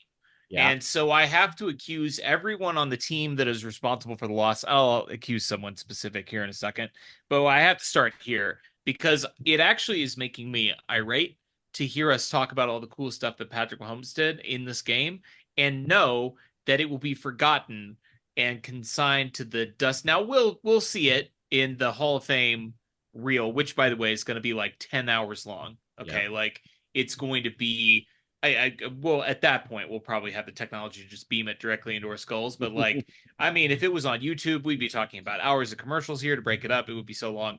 Uh, I'm upset that the defense. Here's my accusation. Ruined Patrick Mahomes being on his shit and ruined. I mean, the essentially the callback to 4th and 9 in his first year as a starter against the Ravens, Tyreek, this time to Hollywood. I mean, an absolute prayer that Hollywood tracked down in a complete do or die situation. I think it was 4th and 12 in this game, 9, and then the sideways 7. pass uh, was insane. And I mean, he looked like the best player in football, and then we lost the game. And so, from an accusation perspective, I just we've been doing this podcast with you as our guest long enough, Rany, to I mean we've all sung Steve Spagnuolo's praises. I just don't understand how the Chiefs, like I can get the first half of the first game of the season. You've got some moving pieces in the secondary. There's a lot of veteran players on this team. You have the best defensive coordinator in football. I don't understand how the Chiefs didn't grasp that the Chargers plan. I mean, they clearly thought the Chargers were just going to run the crap out of the ball, which I mean, Everyone did. I know you're a Michigan guy. We all know Jim Harbaugh. Like that's a completely reasonable assumption to make. But at Greg a certain Roman. point, you have to accept the evidence in front of you and realize that they're not going to run the ball. Their game plan is passed. They were, I believe, I saw the number one offensive pass rate over expected this week, and that clearly was their plan. And it felt like the Chiefs just never adjusted to it. I I guess from an accusation perspective, and I can open it up to the two of you, like I'm not actually sure who to accuse. Like, was it Steve I am prepared. Spagnuolo's fault? Is it Brett Veach's fault for not having more talent on the defensive line? Is it Chris Jones's fault for showboating on the last play of the game and going He for the was. sack when he should have been playing contain? I get it. Look, like we were in attendance in Arrowhead when he did that against Joe Burrow and sent us to the AFC Championship game. It's fine. I forgive I Chris. Look, I Go it's ahead. not don't. even the first time he has lost us a game I like know. It's true. single-handedly It's true. with like Yeah. not even the dumbest way he's done it. Like Nope. That's true. a roughing That's a the Atlanta. good point. passer penalty because he said some naughty words to Matt Ryan or whatever Yep. the hell that was. Yep. No, that's fair. I don't put a ton of blame on Chris Jones, as I mentioned earlier, for a defensive tackle not remembering that he shouldn't just do whatever it takes to move forward and get to the quarterback. I mean, yes, he should have kept the edge, but they could have also had a better edge rushing room and not needed Chris Jones on the edge. Mhm. That could have been, Mhm. I mean, but We're I'll taking tell you shots who at to Brett. blame. I'll tell you Okay. who to All blame. right. You blame the Chargers for picking the hotel and the practice facility that's 30 minutes away from the stadium and forcing the Chiefs to be 3 hours by bus away from the stadium. That Mhm. team looked like a team that had just spent 3 hours on a bus before they got to the stadium. They Eh, looked tired. I mean, they didn't have a first down in the whole first half, which is only the second time in the Mahomes era that they've gone a whole first half without a third down. And the other time was the Super Bowl, the last game they played. So they were tired. And I'm gonna accuse the NFL like international situation that it's they conspiracy. forced these teams to be in different. I mean, it's one thing, everybody always comes from like when you're going to a road game, you obviously are going to stay close enough because America has all the necessities to have an NFL team close to the NFL stadium before they play. No one was used to riding 3 hours on the bus like they were minor leaguers before going and playing in this game. It was absurd. So Well, I'm gonna, well, in the in the defense of the NFL and Brazil, maybe they had to stay 3 hours away, but at least they had like a high quality practice field oh to no, work out that's a on. great accuse. That at least half the high schools in America would have been it would have been happy to have as their backup practice Yes, field. yes, yes. What It was was that? brutal, brutal. I mean, we're going to play this accuse game. We accuse Clark Hunt for being so enthusiastic about like throwing the Chiefs into the international Yeah, circuit, Sure, trying he to make wants us this to go to the Ireland world's next team, year. right? Yeah. yeah. Well, but my point is, you're going to do that. I'm glad to do it the first game of the season, like interrupting your middle of the season to fly and then fly Yeah. back, Fair. in between games, like it's on a Friday, you get 2 extra days to rest. Coming back, like that's why I'm like there is a chance. I am hopeful, and it may not work out. We may be 0-2 because we're playing the Eagles, but like there's absolutely a scenario where Monday morning we wake up and we're like, oh, we just had a bad week because we flew all the way to Brazil and stayed at a hotel far Mhm. away and played a good team. We came back and we just beat the Eagles. Hmm. Everything's fine. Like Yeah. the narrative in the NFL is like, oh, okay, the Chiefs are actually probably fine, right? Now, of Yeah. course, if we lose, it doesn't mean that much more because the Eagles are the defending Super Bowl champions. And yet, the Chiefs being 0-2 will be just absolute catnip for, 2/3 of the league. Oh, Um, it'll be exhausting. but the Yeah. point is, like, there are absolutely reasons why we can blame the lethargic aspect of the team. But I will say, well, it's difficult. Like you, I'm having a little bit of difficulty figuring out who to accuse because like if you just look at this game in isolation, the people you would most want to accuse are the people who we feel like are as responsible as anybody for the Chiefs' success over the Right. last Yes, 7 years. Yep. Steve 100%. Spagnuolo, It's the very confusing. coaching seemed off in this game on the defensive side. And again, and you just said they exposed holes on the roster with that, Brett Veach has done such a masterful job with over the last 8 years. So, but you can look at this and be like, they released Mike Pennell, Hmm. pissed him Yeah. off. He looked very good this week. Apparently he had like one of Pro Football Focus's like best grades of the week, I think, and like Yep. as a run defender for Yep. the Bengals. Like, what are we doing here? And Yeah. then the guys that they brought back. I mean, if there's one player that I think I was most disappointed with on the defense side that I was expecting more from, it was probably Charles Omenihu. Yeah. Hmm. We keep been hearing about Yeah. like he's finally out, like there's all these reasons why we haven't seen him at his best, and he's overcoming injury, and it was suspension 2 years ago, but like he's ready to go. Did you hear his name on the broadcast? I just feel like he Z- was No. a non-factor. 0% pass rush win rate for Yeah, Charles Omenihu that's crazy. and for George and for Mike Dana. They all Right, three combined for 68 pass rush snaps and zero wins. And right. combined for several $1 million against the cap, And including a lot of new money. maybe it's just a fluke. I mean, it's one game, right? Like I'm not really worried that George Karlaftis at 24 Yeah. years of age or whatever he is like lost. Okay, a bad game, Agreed. whatever that Agreed. happens. Ashton Gelati looked feisty Mm-hmm. in Hmm. his, pro debut. And look, if somebody's going to be a huge disappointment, I'd rather be a guy like the who's like under contract for 1 year and Right. say goodbye to him, and that's fine. Than like a foundational building block you just give a long-term contract to, or to you're a rookie who's you have a high hopes for the next 4 or 5 years. Um, but we definitely saw some of the consequences of the draft, some of their draft misses over the last couple of years, right? I mean, Sure. even before Hmm. FAU got hurt, obviously, like FAU was supposed to be that guy when he was drafted, a first round pick, a complete whiff, right? Yeah. That's been a real problem. Jaden Hicks, I'm hoping will develop into the player that Justin Reed was, but he did not have a good game. Boy, Right. we missed Uh, Justin Reed. yeah. Yeah. Well, and the thing is, you think about Justin Reed, they gave Justin Reed's money to Christian Fulton, who, Yep, okay, he's coming back from a knee injury. That's the other thing. I only played like a quarter of the snaps. I don't think that's the plan with him. I think the plan is they're easing him back in from a knee injury. agreed. Okay, that's also to be expected. Um, we haven't really talked about the offensive line at all, and we can get into that. And some of that was really good. But the one thing I that struck me um, watching the game is Kingsley Suamataia. He had Nailed his it. moments, but he also he had that the incredible Mahomes pass to Hollywood Brown on 4th and 7 Oh, was it's incredible just because he just absolutely like he didn't just lose, he lost immediately. Instantly. crazy. Yeah. It's yeah, And you're it's watching absurd. that and you're just like, yeah, I know the Chiefs decided, they wanted they had to choose between Joe Tooney and Trey Smith, and they chose Trey Smith. But let me throw out a hypothetical here. What if they didn't have to choose? Like they rolled over a lot of money for next year on the cap. Yeah, Yeah. they Like, did. what if they kept Joe Tooney? Like, imagine this offensive line with I Josh mean, Simmons and Joe Tooney this is and Creed Humphrey and I Trey don't Smith. want to.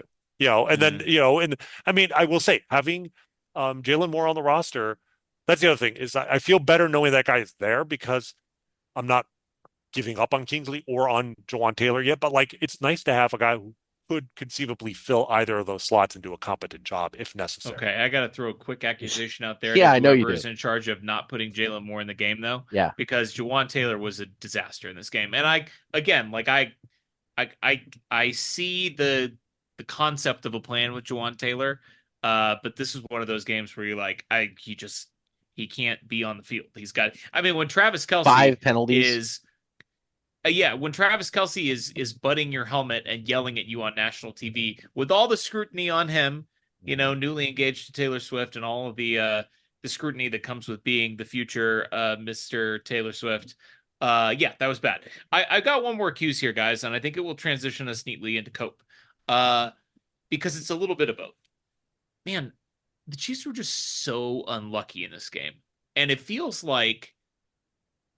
just feels like that can't continue, but also it sucks. And it feels like, I mean, we've touched on this a couple of times already, but like the Chiefs were prepared to not have Rashee Rice for 6 weeks. They knew when they were game planning for this game that they weren't going to have Rashee Rice, but they sure thought they were going to have Xavier Worthy for more than 3 snaps. And they sure came into this with a game plan that, I mean, they talked about it. Matt Nagy talked about it. The focus was going to be on the deep passing game. You have Hollywood and Tyquan Thornton and Xavier Worthy out there. That creates some real mismatch opportunities. They took some deep shots in the first half that you were like, oh, these were in the game plan. But clearly, like, the plan was to have Xavier Worthy and not Tyquan Thornton taking those targets. And, they connected on one to Tyquan Thornton. That was great. But man, it's just incredibly unlucky after what happened with Rashee Rice and all the other receivers last year, Hollywood too, to then have the guy that you were hoping to be kind of your number one ish guy while Rashee Rice is out to get hurt on the third play of the game. And then, I mean, some of this, it does feel like you can just chalk up to just plain bad luck. Like it's bad luck that run into kind of a funky game plan from a division rival in week one. It's bad luck that, they're the ones that were willing to whore themselves out for an international home game and lose a game in their home stadium, which I mean, for them is a Yeah, it good doesn't count. deal. They probably have Uh, more Chargers you know, fans in Brazil than they would in LA, but yeah. 100%, 100%. But then they get to choose it's bad luck to play in a city that doesn't have two hotels that are Yeah. less than 30 minutes from the stadium. I Yeah. mean, how is that? It's fine. I digress. But I think like part of what, and this, I'll transition us into Cope here, you know, part of what gives me a little bit of solace about this game is that it feels like almost everything that could go wrong in this game, short of even more catastrophic injuries. But this one was pretty bad as Pretty injuries bad. go. A very significant offensive player going out on the third play of the game. A lot of things went really bad for the Chiefs in this game, and they still almost won against. I mean, Randy, you said it. The Chargers were 11-6 last year, and They with were the number second in one the defense in division, the NFL. and they had the number one scoring defense in the NFL, and they were like ninth by DVOA. And Justin Herbert is really good. Like, and this nominally at least was the a road game for the Chiefs, a divisional road game. I mean, there's just a lot of things that piled up here that like a lot of things broke against the Chiefs. They still almost won. I mean, they had a 3rd and 14. If they get a stop, we've already talked about it. Like Patrick Mahomes probably wins that game for the Chiefs, and we're one to Well, know. And all while these are forgotten. while you have transitioned us nicely to Cope, there I have some pent up energy for an accuse that I forgot Oh, we're about going until back right to now. accuse. Just Okay, one more quick all right, little okay. accuse. I have seen, and this kind of dovetails with bad luck because I have seen many NFL players throughout my time watching football reach with their hand and strike another player Oh, yeah, in the this is face, good. on the We head, should talk about with this. force, and get kicked out of the game. I So think stupid. 100% of all people that have ever So struck stupid. another player like that have been kicked out of the game until Friday when Tyre Tart obviously hit Kelsey with more force than most people have ever been hit with in their lives and I mean, was given that's an amount of force that would send many people to the hospital. dead. I mean, he knocked him back, and he was flagged, of course, but not kicked out, and proceeded to have the most ridiculous impact with his hands that a defensive lineman can have. Knocked down plenty of passes, including a 2 point conversion, Mhm. and of course celebrated about it on social media Yeah, and stalling. and felt like a hero for hitting a guy in the face. It just that was such a example of the refs, first of all, completely blowing that. I know everyone says they're in the Chiefs' pockets. Stuff like this just makes you wonder how anyone can watch the Chiefs and come away that the refs favor them. And it was ridiculous. And so that is an accuse. And even though we have moved to Cope, I hate Tyre Tart forever now. It's a good accuse, though. Very, very fair. No, using his open hand to knock down a 2 point conversion that would have tied the game. That just felt like, Slap in the might as well have face. been a middle finger. Yeah, slap on the face or a Yeah. middle In the finger. face. That's exactly Yeah. it. So, All right. Well, I um, already started us off with Cope. Randy, I know you have been dying to get your Cope out there because this is what this is really the bread and butter of us having you. The show's called "It's Always Sunny in Cheese Kingdom." This is partly us picking our spots when we have you on as a guest. We don't bring you on after bad losses because we don't want to talk about them and we don't want to talk about them with you. We want to spend our time in a positive way. But you've already snuck a couple of copes in here, so I know you've got some cope to get off your chest. So why don't you hit me with the well, let me give you two copes. One is a sort of um, a big picture cope, and then one is sort of it drill down onto the field cope. And let's start with the field because like we have for all the problems that were exposed on the Chiefs and some of their draft picks, et cetera, that maybe didn't look good. If Josh Simmons is who we think Josh Simmons is going to be, like that's as important a development as anything we could ask for this season. And like yeah he looked good out there. He didn't look like the best left tackle in football. That's fine. He looked average, which already marks marks the left tackle position as an upgrade. Like if you want to look at like how is this team going to be better than last year's team, and after this game it's like, oh geez, the defense is this, and the receivers are already hurt, et cetera, et cetera. Well, if they just have an average left tackle, Mm-hmm. yeah that level of yeah improvement there and what that does for Patrick Mahomes will make up for regression in a lot of other areas. And he looked good. He looked fine, right? In his first game at a position where you don't normally see rookies in their first game handle things great. Um, and it showed itself in the fact that Patrick was able to launch deep balls. And yeah, he missed on mm. a couple at the beginning, but he hit that one to Tyquan Thornton, got into that rhythm. Later on, okay, the Hollywood Brown one, maybe that was, that wasn't exactly because he had time in the pocket.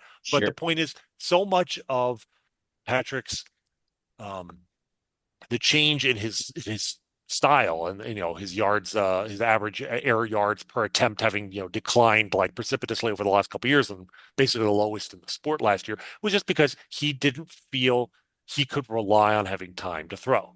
Right. So as much as the way that Simmons played was reassuring, it's also that already in week one, Patrick has the confidence in his blind side that he's able to throw the ball, to wait for plays to develop and throw the ball deeper, right? Like as bad as it was when Kingsley got beat immediately, the thing about left guard is if you get beat, the quarterback can see it. Yep. And Patrick was able to, immediately scramble. Where the danger with the left tackle, especially coming off the edge, is you can't see it. And That's why they while call it the blind side. exactly, and it's not that Patrick was getting sacked, strip sacked a lot or something last year, but it was the knowledge that he didn't have, that if he took more than 2.5 seconds to throw the ball, that he might get hit from Mm-hmm. a spot where he couldn't see. I think was having him play, in a less than optimal fashion. And if there's one thing that we've learned from 2023 and 2024, it's that Patrick Mahomes with horrible receivers can win, but Yeah. with a horrible offensive line or just an offensive line that's just got a huge leak in it, whether it's last year in the Super Bowl or against the Buccaneers in the Super Bowl, that is something he cannot overcome. You have to give him time to throw. If you give him time to throw, he can make it work with MVS and Juju Smith-Schuster. The man made it work in his NFL debut with Albert freaking Wilson as his That's number right. one receiver. Legend. You know what I'm saying? But so the line is more important than the receiving core. And so the hope here is, even if Xavier Worthy is out for an extended period of time, this receiving core plus Rashee Rice coming back in week 7 is he can win with that as long as the offensive line holds up. And the most important position on that line looks like we might have a solution. So that's Love that. down on the field in the trenches cope. The big picture cope is just to remember, like, it's a long season. And even if the Chiefs go like 10-7, like they'll, if they make the playoffs as the 7th seed, not that we ever want that to happen, but we've talked about this. It will be Mm-hmm. fun whenever that year is where the Mm-hmm. Chiefs barely sneak into the playoffs and every team in football is Oh, scared I love shitless of this. them Yeah, anyway. as they should be. Right. So like Absolutely. look at the Yeah. schedule here. Like we have, coming up, we Ugh. got in this 6 weeks straight span without Rashee Rice. We're playing the Giants and the Jaguars. And yeah, I those are love road that you games. set this up the way that you Yeah. did because Yes. this does not sound like cope, but since I already know where you're going with this, I love it.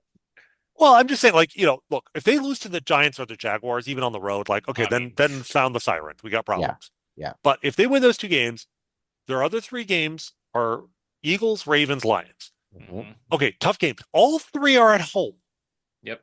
If they win one of those 3, they'll be 3-3 after 6 weeks. And the Yep. Lions didn't look that good. No. Well, So the Eagles didn't look that good. Let's be yeah, that's Right. true. honest. That's I true. mean, they Right. barely beat the And the freaking Ravens Cowboys blew a without. 15-point lead. Yeah, yeah. I It's mean, the 4 minutes Ravens ago. are the Ravens. Like they're just Yeah. for better or for worse.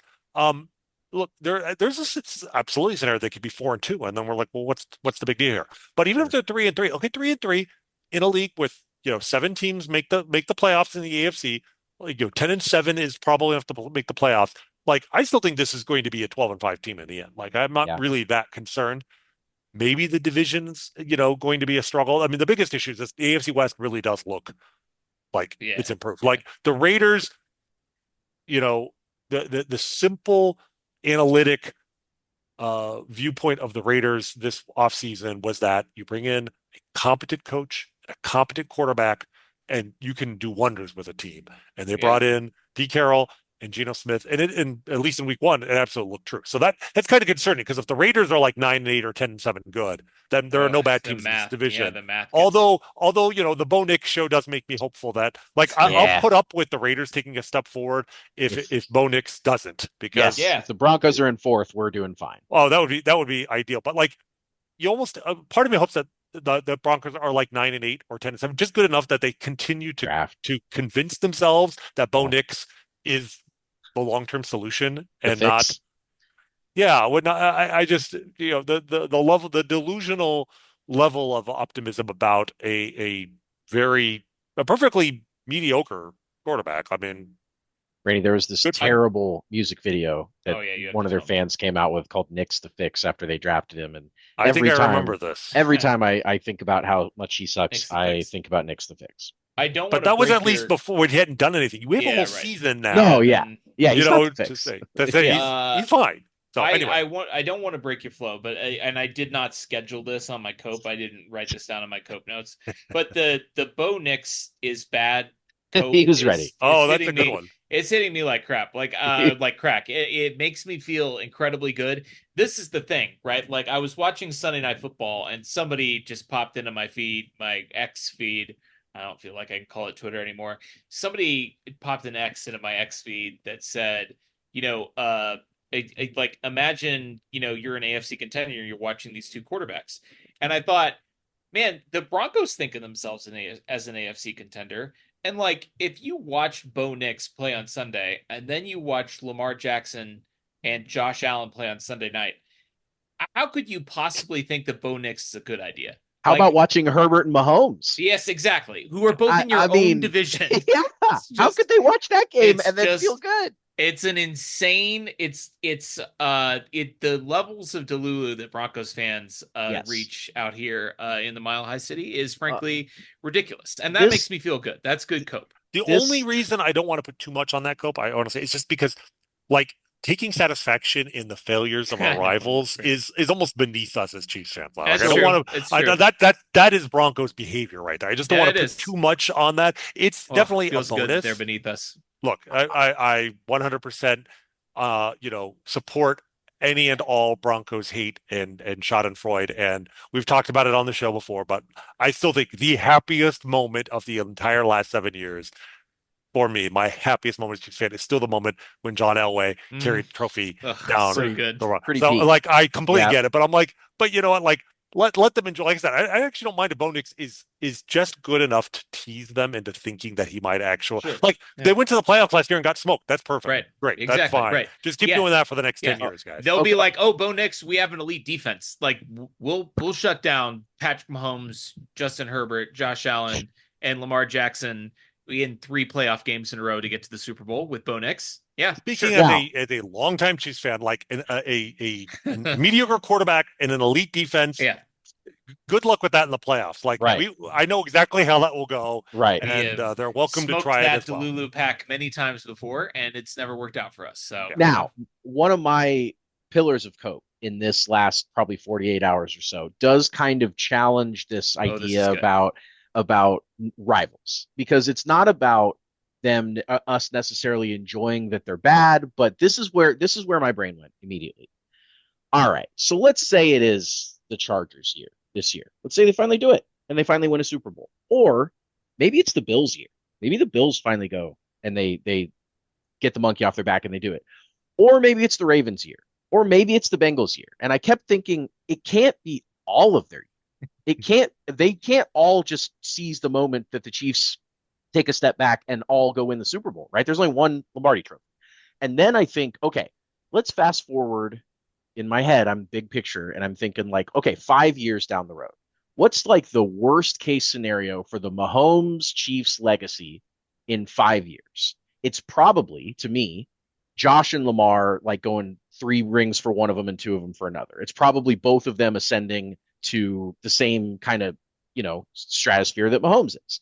If that's the case, if that's what they do, then the league is run by Pat, Josh, and Lamar, and Joe Burrow still is 30 whatever years old with 0 rings, and Justin Herbert has 0 rings, and all these other, people that have positioned themselves to be contenders CJ haven't. Stroud, CJ Trevor Stroud, Bo Lawrence, Nix, Cam whoever Ward, Archer haven't Manning. haven't done it. They haven't done it. They haven't gotten any rings. So to me, I still feel like worst case scenario, my cope is like, okay, over the next couple years, even if it's not the Chiefs, they can't all collect multiple rings every year. They can't do it. There's not the math doesn't work. So I still think we're going to look back and be like, a couple of these people that were rivals for the Chiefs just never ever ever got it done, and they ended up with a Philip Rivers type of year or career, or I mean, one of those quarterbacks that you look back and you think, man, that guy would have been a lot cooler if he had gotten a ring. Matt Ryan, someone like that. So, Dan Marino.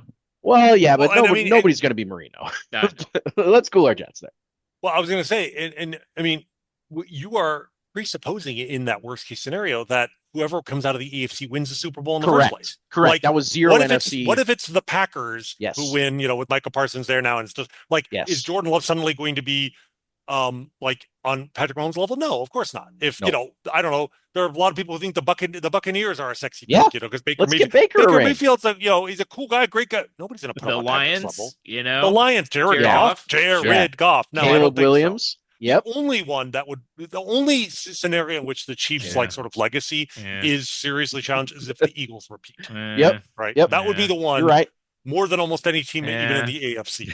But if like, I mean, it would, I look, if honestly, if the Bills make it to the Super Bowl, I'm almost certainly rooting for them. Like, I'm super pulling I for have him. no beef If with it's them. Bills Eagles, Yeah, well, there's that's no an easy, question about yeah, that. 57-0 stomping. But the point is, like, I'd be thrilled if Josh Allen gets one, because I'm not sure he'll ever get another one.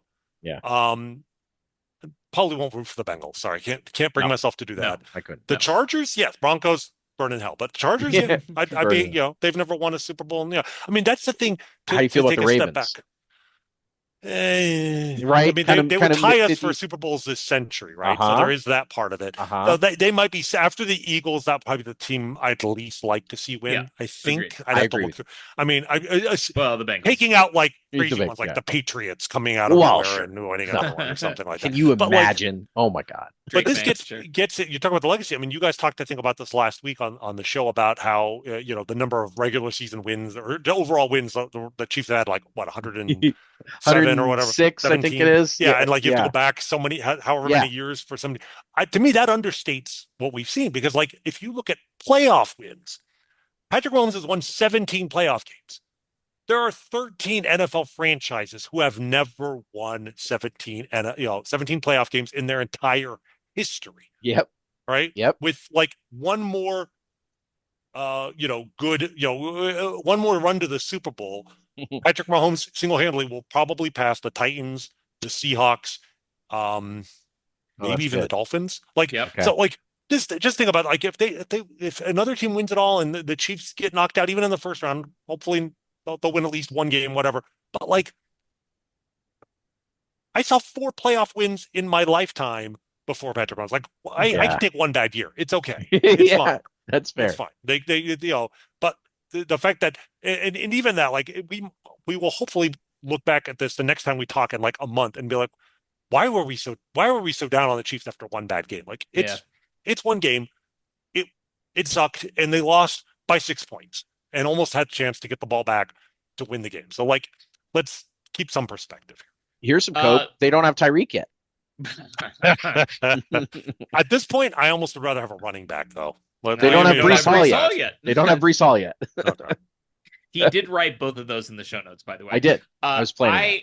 I will piggyback off of that, and I've alluded to this a couple of times. Man, I gotta say, like, as much as it sucked to see it in a losing effort, it felt like I was watching the best player in football again on Friday Mhm. night. I agree. And it felt like for that window. Now then on Sunday night, people forgot because people have very short-term memories, especially on social media.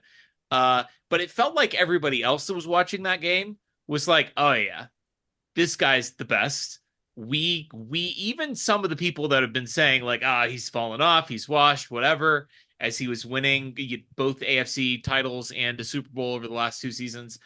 It felt like even a lot of those people were saying like, okay, yeah, like That's this still the guy. this guy is Well, still the guy. He's still the best player in the world. And like it's unfortunate that he had to put on the cape in the first game of the season. And it's unfortunate that they lost despite him putting on the cape and playing like a maniac. On the other hand, it was just good to see that that guy exists and that he's still the quarterback of the Kansas City Chiefs and that he can still put on the cape. Because look, if the defense gets a stop in the second half, the Chiefs win the game because he put on the cape, right? And Steve Spagnuolo, like, I'll give you a second cope in this cope. Like, the defense will probably get better. I don't know where the pass rush is going to come from. The 4-man pressure, that concerns me a little bit. But, like, the mhm. secondary will get better. Like, those guys will get coached up. We have too much data with Dave Merritt and Steve Spagnuolo and Brett Veach and everything they've done in the defensive back room. We have too much data that tells us that by the end of the year, that will at least be an above average unit. It will not be the unit that's getting smoked for like a 30% success rate against every wide receiver on their team, while our guys are putting up like 5% success rates on Yeah. their routes. Like there's not going to be multiple guys running 5 yards open on every single play like there was in that game. It's just not going to happen. The team is too smart. It's too well coached, and they have shown that they can make those pieces work. And if the defense gets one stop and the Chiefs have the best player in the world, Chiefs are going to win a lot of games. Yeah. No, absolutely. I mean, second half, Patrick Mahomes was as fun and maybe even more fun than really any Patrick Mahomes we saw last year. It really Yes, was. It was Yeah, yes, like the yes, I last year agree. was a grind. It was what was fun last year was the winning, yes, and especially winning games we shouldn't have won and just pissing people yes, off, and you know. But we were kind of missing the Mahomes magic, yes. Mhm. and I really feel like in the second half that he had the two incredible passes. Obviously, he ran for a touchdown, and kind of put a nice hit on a defender going out of bounds. Like Yes, he did. Made a lot of people he mad with was on that, his which shit, is and great. it was fun. And we all know he can do that, but still to see it was that part. Like it does make up for so much of of the negatives, and it's something we shouldn't take for granted. So to see it was still very, very reassuring. Well, it's always a pleasure talking to our dear friend Rany Jazayerli, and I don't know about you, but I'm feeling so much better after that conversation than I was before we had it. Yeah, it's just such a good perspective to get. He's always got the right attitude, and I mean, you and I, as we told him from the beginning of our conversations with him, grew up, you know, really valuing his sports opinions from the Royals and all that stuff, and it's just great to hear what he has to say. That got me in a good mood.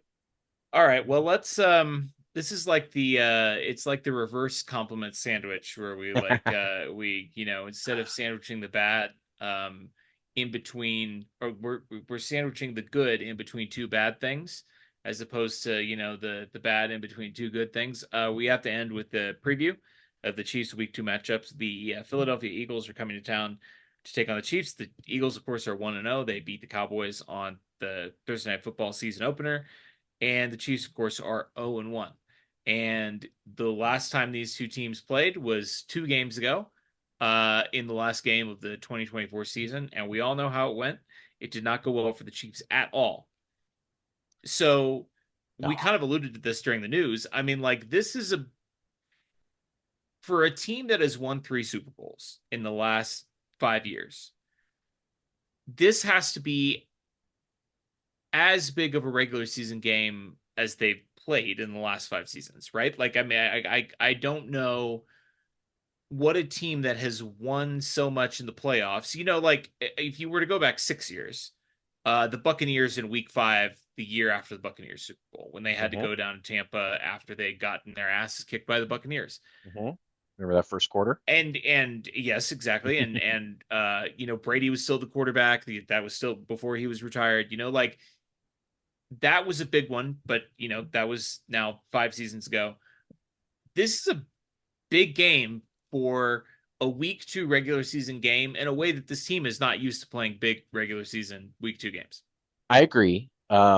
I spent about the first half of this conversation thinking about what was that KFC sandwich. There was the reverse chicken on the outside and Oh, stuff in the double middle, down. the double down, the KFC double Yeah. down. So this is our second chicken patty on the double down when we're talking about this Eagles game, which is, as you said, I The mean, it's second chicken is the one that's just going to make you sick, right? Like, at yeah, that point, right. it's That's it's it's too much unnecessary. chicken. It's too Yeah, much. The largeness of the game is all psychological because it's an NFC opponent. It's an NFC opponent that's very good. So anytime you've got like one of your harder games on the schedule, that to me is like, if it was an AFC opponent that was really good, you want to knock them down so that you can kind of jockey in front of them in the seedings. But if it's an NFC opponent that's really good, it's kind of like, well, if you're going to lose one, that right. one makes some sense to lose. So it's really, and it's a home game, which I mean, it just all kind of feels like the only thing on the line is everything. The only thing on the line is the mentality of the team and getting the last year. Now, also kind of to double, if the Chiefs had won week against the Chargers and they were coming into this game 1-0, Sure. then you kind of can just set everything else aside, just be like, it would be great to beat that team. But the Chiefs are also desperate. It's also a 0-1 Chiefs team facing the Sure. team that Cornered just, animal. yes, a cornered animal that just got clocked by this team 7 months ago. And I feel that the pressure of the game is I don't want to say it's felt more by the fans than the players because that's a ridiculous comparison because they don't even feel close to the same type of pressure, but it's I feel it. I feel this game looming large. It's a big scary monster that the Chiefs are going to face on Sunday. Well, and let's game this out here. There's two possible outcomes realistically. I suppose there could be a tie, which would be hilarious objectively. Sure. But there's two possible outcomes. One outcome is the Chiefs lose. They have a 3-game losing streak for the first time in the Patrick Mahomes era, for the first time ever. Like that, this has never happened. You put this tweet out last week. Yep. He's gone what 106 or 107 games now 100, without yeah, without having a 3-game losing streak ever in his career. yeah, And so that's one possible outcome. And in that 3-game losing streak, you have 2 losses to the team that just won the Super Bowl. They're clearly better than you. And yeah, if your goal is to yeah. win the Super Bowl again, you're going to have to somehow get better than the team that has demonstrated in the last 2 times you played that you don't belong on the same field that they do. Correct. Uh, the other possible outcome is that Let's the talk about that Chiefs one. is that the Chiefs win this game.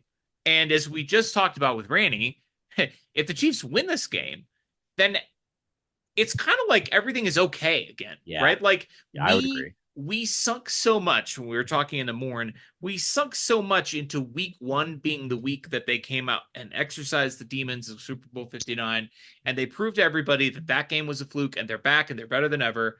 Mhm, And they didn't do that in week 1, mhm. but you could do it in week 2 because you're playing the team that beat you. So Yeah, like if you it's come almost out and more important to do it. exactly, if you come out and you beat the Eagles and you're 1-1, I mean, being 1-1 is it's fine. It's Yeah, it's yeah. completely fine. There are tons of great teams that will make the playoffs and could go on to win the Super Bowl that start the season 1-1. I don't have the Sure, it's numbers just in front one of me. loss. No, it's just one loss. 0-2 is obviously the Yeah, math is a little bit different, and yeah, the yeah. Chiefs wouldn't be mathematically out of it, but the difference between being 1-1 and 0-2 psychologically is a lot more than one game in the standings. Well, and if you think about just kind of, the alternate universes where the Chiefs did beat the Chargers in week 1, everyone thought they were back. Everyone thought, all right, finally this team can get the Super Bowl out of the way. And then they would lose to the Eagles in week 2. Sure. Like that 1-1 would feel 180 degrees different than 1-1 Sure, it would with a feel a win lot over the worse. Eagles. Yes, Yes, it would be a lot worse. even And though in the so, standings it would have been much better yeah, for the Chiefs to beat the well, Chargers. yeah, you don't want to give the Chargers a leg up, but I mean, whatever, man. They're the Yeah, Chargers. They're, exactly. this is September is not the time that the Chargers No, are a threat to anybody. And it's got the makings of fixing the season or ruining the season this week. And I don't want to say that it would ruin it. Like not literally. The team could even come back from 0-2, 0-3. It's not the end of the world. The Ravens last year were 0-2 and became a pretty damn good team after that. It's just that psychologically, more than more than the standings, more than the win probabilities and any of that stuff. Just losing another game to this team would feel, I'll tell you what it'll feel a lot like. Feel a lot like playing those damn Bengals back in 21, where, sure. I mean, where they had the Chiefs number. They Yes, had the number in the regular season. They beat them in the playoffs. We just and felt they like beat us again. until I mean, they we beat us got over the again. hump Right. that it was this team has our number, and it felt awful. And going into that AFC Championship game in 22 that you and I were in attendance for, and we were sitting out in the parking lot of Arrowhead, and the whole weight of the situation was just Yeah, kind of flowing through us, and it was like, oh my god, like this is where everything could turn on a dime for the better or for the worse with this could game. have. It And could have. now this isn't a Super Bowl again. It's not like if the next time they played the Eagles was this February, and you're trying to, but it's pretty damn close. It's the second game after you played them, and it's a big deal. It's a big deal. It's a big game. It's a big game, Taylor. Chiefs will have to get up for this one. Let's briefly talk about each side of the ball here. When the Chiefs have the ball, I mean, we talked about this with Randy. The Chiefs were fun to watch on offense again, and not for the entire game. Don't get me wrong. The Yeah, first half was a grind, and it did not feel good, with the exception, of course, of the incredible special teams play that we have to man. shout out at the end of the first half. Which the offense deserves some credit there too, because you have to get into position for the field goal, obviously, and then you have to get off the field and let I the would have loved to get off the field out of bounds, but that's sure, okay. exactly right. Exactly right. But an incredible effort by the special teams to get off the 59-yard field goal right before the half. But the second half, Chiefs were fun to watch on offense. And, the Eagles get an extra day over the Chiefs, but this is a couple of extra days over the normal rest. Now, a lot of that was travel back from Brazil. So, but the Mhm. coaches, I'm sure, were working on the plane. And I'm sure that the second that game ended, Andy was thinking, all right, well, what am I going to do with the offense without Xavier Worthy out there? Sure. So that to me is the biggest question, how the Chiefs offense is going to look on Sunday. The Eagles defense looked pretty gettable against the Cowboys. If CeeDee Lamb doesn't drop like Man, four passes in that game, like the Cowboys might have won they that game going they away. could have roasted him. Absolutely. I agree. Now, granted, the Eagles didn't have Jalen Carter for the entire game because Mhm. he spat on Dak Prescott after the opening kickoff and got himself ejected from the game. Or, excuse me, to use the NFL's parlance, he got himself suspended for one game in the middle of the game, Yeah, which which has never is happened before and will never happen again. it's an interesting way to term that. So Jalen Carter's back. We saw him absolutely destroy the Chiefs' offensive line in the Super Bowl. Good player, probably going to be a little bit hot under the collar Yeah, after his incident in Week 1. Uh, that those to me are kind of the two things to watch in this game. How the Chiefs are going to adapt their offensive strategy that they worked the entire offseason to perfect, thinking they would have Rashee Rice and Xavier Worthy on the same field, and now they Mhm. have neither. And this revamped offensive line against specifically Jalen Carter. And hey, you can throw Josh Uche in there, the highest graded PFF defender, in Week 1. Former Yeah, Chief, little revenge game there, little Josh Uche revenge game. I don't know. sure, sure. It's the Eagles have a lot of new faces on defense. A lot. They lost, I forget what the number was. What was it, seven starters or something like that of their Super Bowl winning team? A lot of free agents. A lot of guys are no longer there. They do have, they have still some pretty good players. Um, it's just a matter of the Chiefs being able, like the Chargers defense is very good. We talked about that. They might have been a little buoyed by their quarterback matchups last year, but they have a lot of talent. They have a good, talented defensive coach. They were set up to beat the Chiefs. They're one of They those had a teams. they had a great game plan on They had a both sides great of the game ball. plan. They had a great game plan, and they are a team that is chasing the Chiefs. It's so rare for the Chiefs to be the hunters and not the hunted. It's Mm-hmm. almost never happened, at Right. least in the Mahomes era, at least in the last since they won their first Super Bowl. Sure. And You'd say when they played the Bucks and when they played the Bengals, and that's really the only times. yes, agreed, because they were revenge games because those teams had gotten them in the playoffs, which are the only teams that have gotten them in the playoffs other than the Patriots. And when they played against them, it was kind of the Patriots were already on their way out, and it wasn't quite and then And they did get them. and They they did got them get in the them. regular season the next year with They Brady did. still at the quarterback. So, They got the Bengals, Bucks, and Patriots after they beat them in the playoffs. They got their revenge. They haven't been, you know, there hasn't been a team that got them in the playoffs and then continued to get them after that. And the Eagles are so up their own asses right now and so high on life and thinking that they're just the champs and they're going to walk through everybody. And I mean, you can see it. You can see it in the way that they celebrate and they talk about themselves, and the whole aura around the Eagles is just like, we did it and now this is our victory lap. That's how it Mhm. feels to me. And Yep. the Chiefs are a wounded animal. They're cornered. They're pissed off. They just got their ass kicked by this team. It's like it's such a reverse psychology of where the Chiefs normally are in these games. Normally, it's like, oh my God, we're playing Buffalo. We just beat Buffalo for the fourth time in the playoffs. They hate us so much. Like, how can we possibly get up for a team that has a dartboard with our picture in the middle of it? Like, that's all these other teams hate the Chiefs, hate the Chiefs, hate the Chiefs. And the Eagles are now kind of that team that the Chiefs hate. And it just feels that when the Chiefs have the ball, they're going to be able to get the Eagles defense, regardless of the pieces that are missing from the Chiefs offense, because the line's still good and the quarterback's still the GOAT and the tight end's still pretty good. And you've got those guys all going. Doesn't really matter if your running backs had the least explosive run rate or whatever it was. They were pretty bad last week. They did register the only running back room without a 0 or less yard carry. They're the only team Sure. of all 32 to not go backwards Okay. as a running back, and we talked about that Kareem and Pacheco are both at least they might not be able to go many yards, but they usually don't go backwards.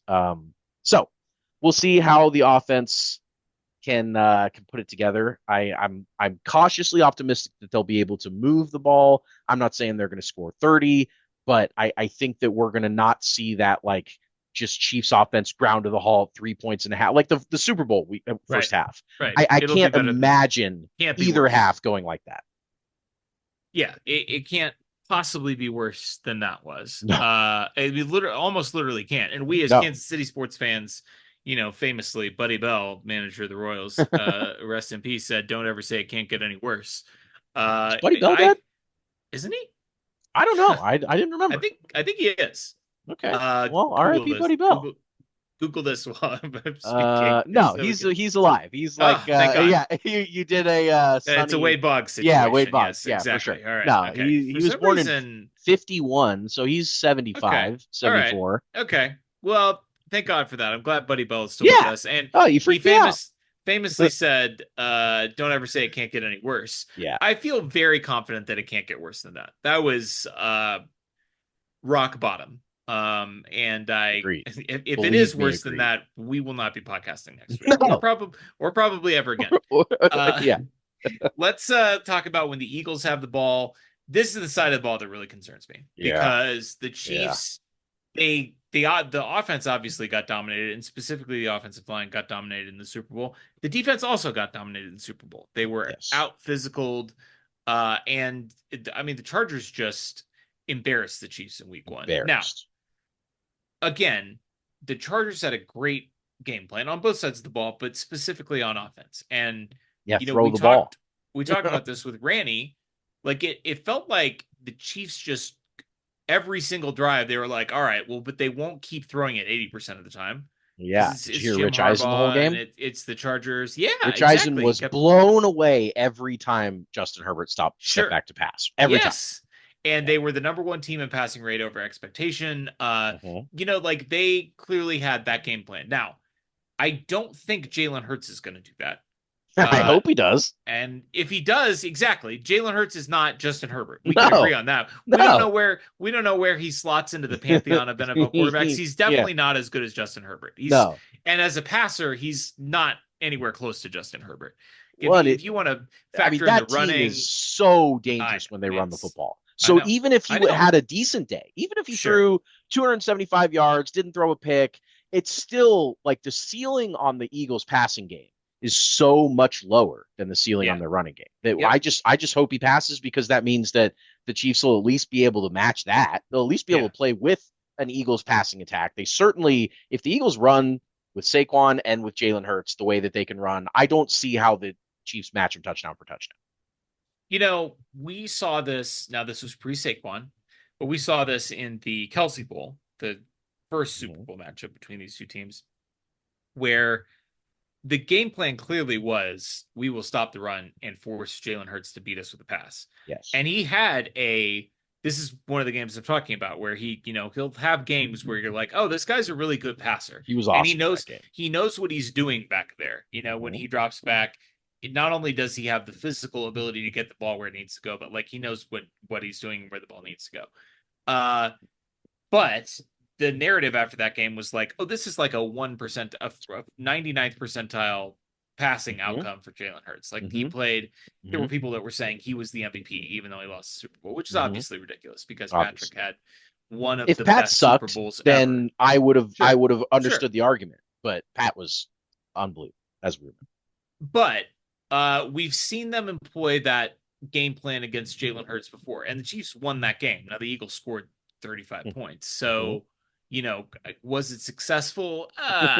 They won. They won the game. Yeah. I'm not sure what the plan was in the Super Bowl Yeah. because whatever it was, it just didn't work. The plan And, was two damn good teams going up against each other. That was the it plan. was, it Sometimes was. you can plan and plan and plan all you want, and the other guys are millionaires and get paid to do that. And that was, of course, the Chiefs' first encounter with the Saquon Barkley led Philadelphia Eagles. That one So was not, wasn't it?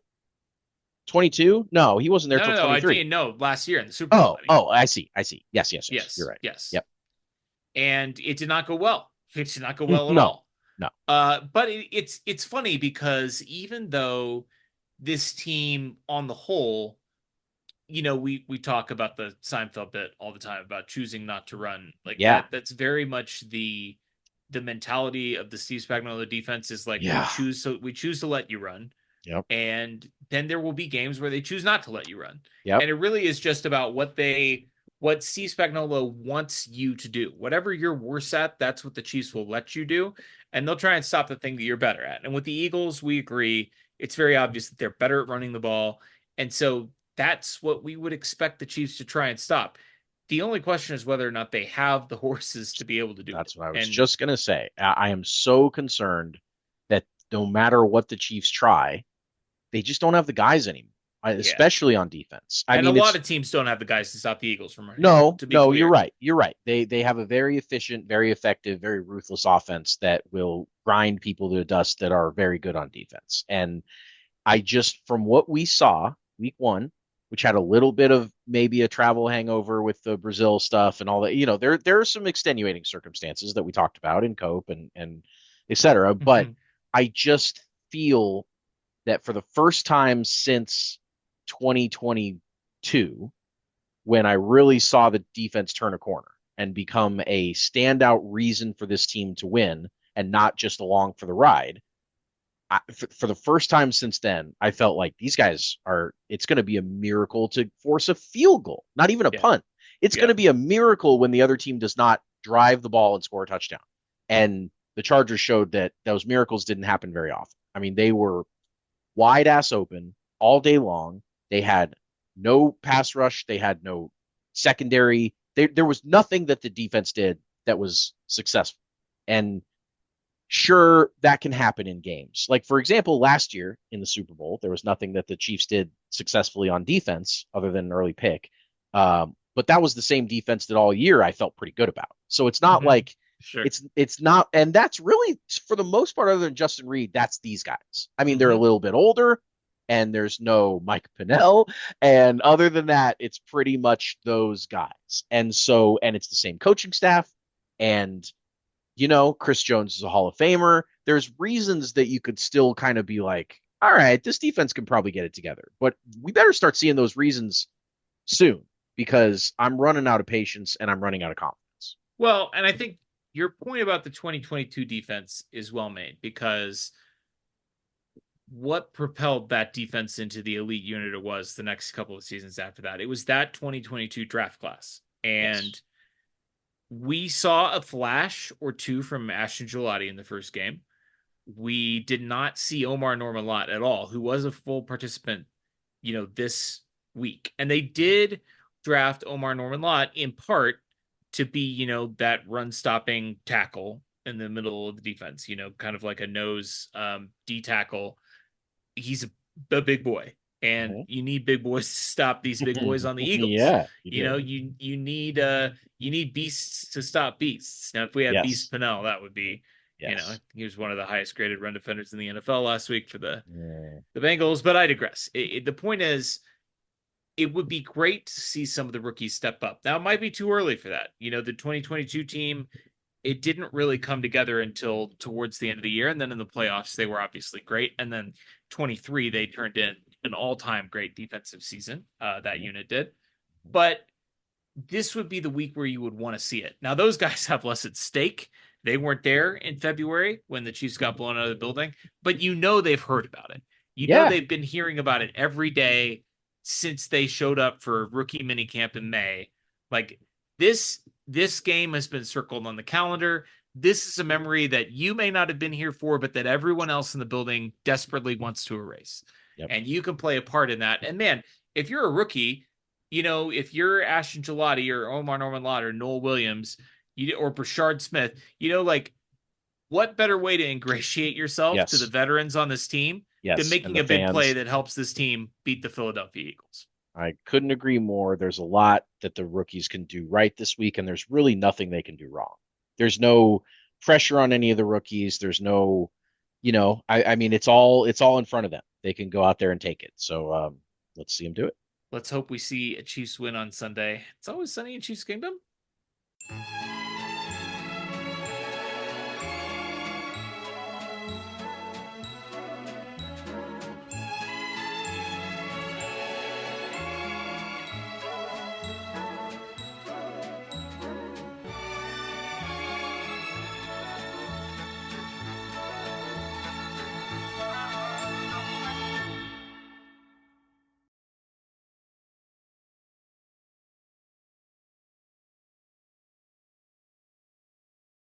Exactly.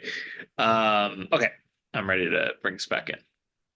But What's always a pressure? Oh, yeah, always a yeah. pleasure. It's always a pleasure. Yeah.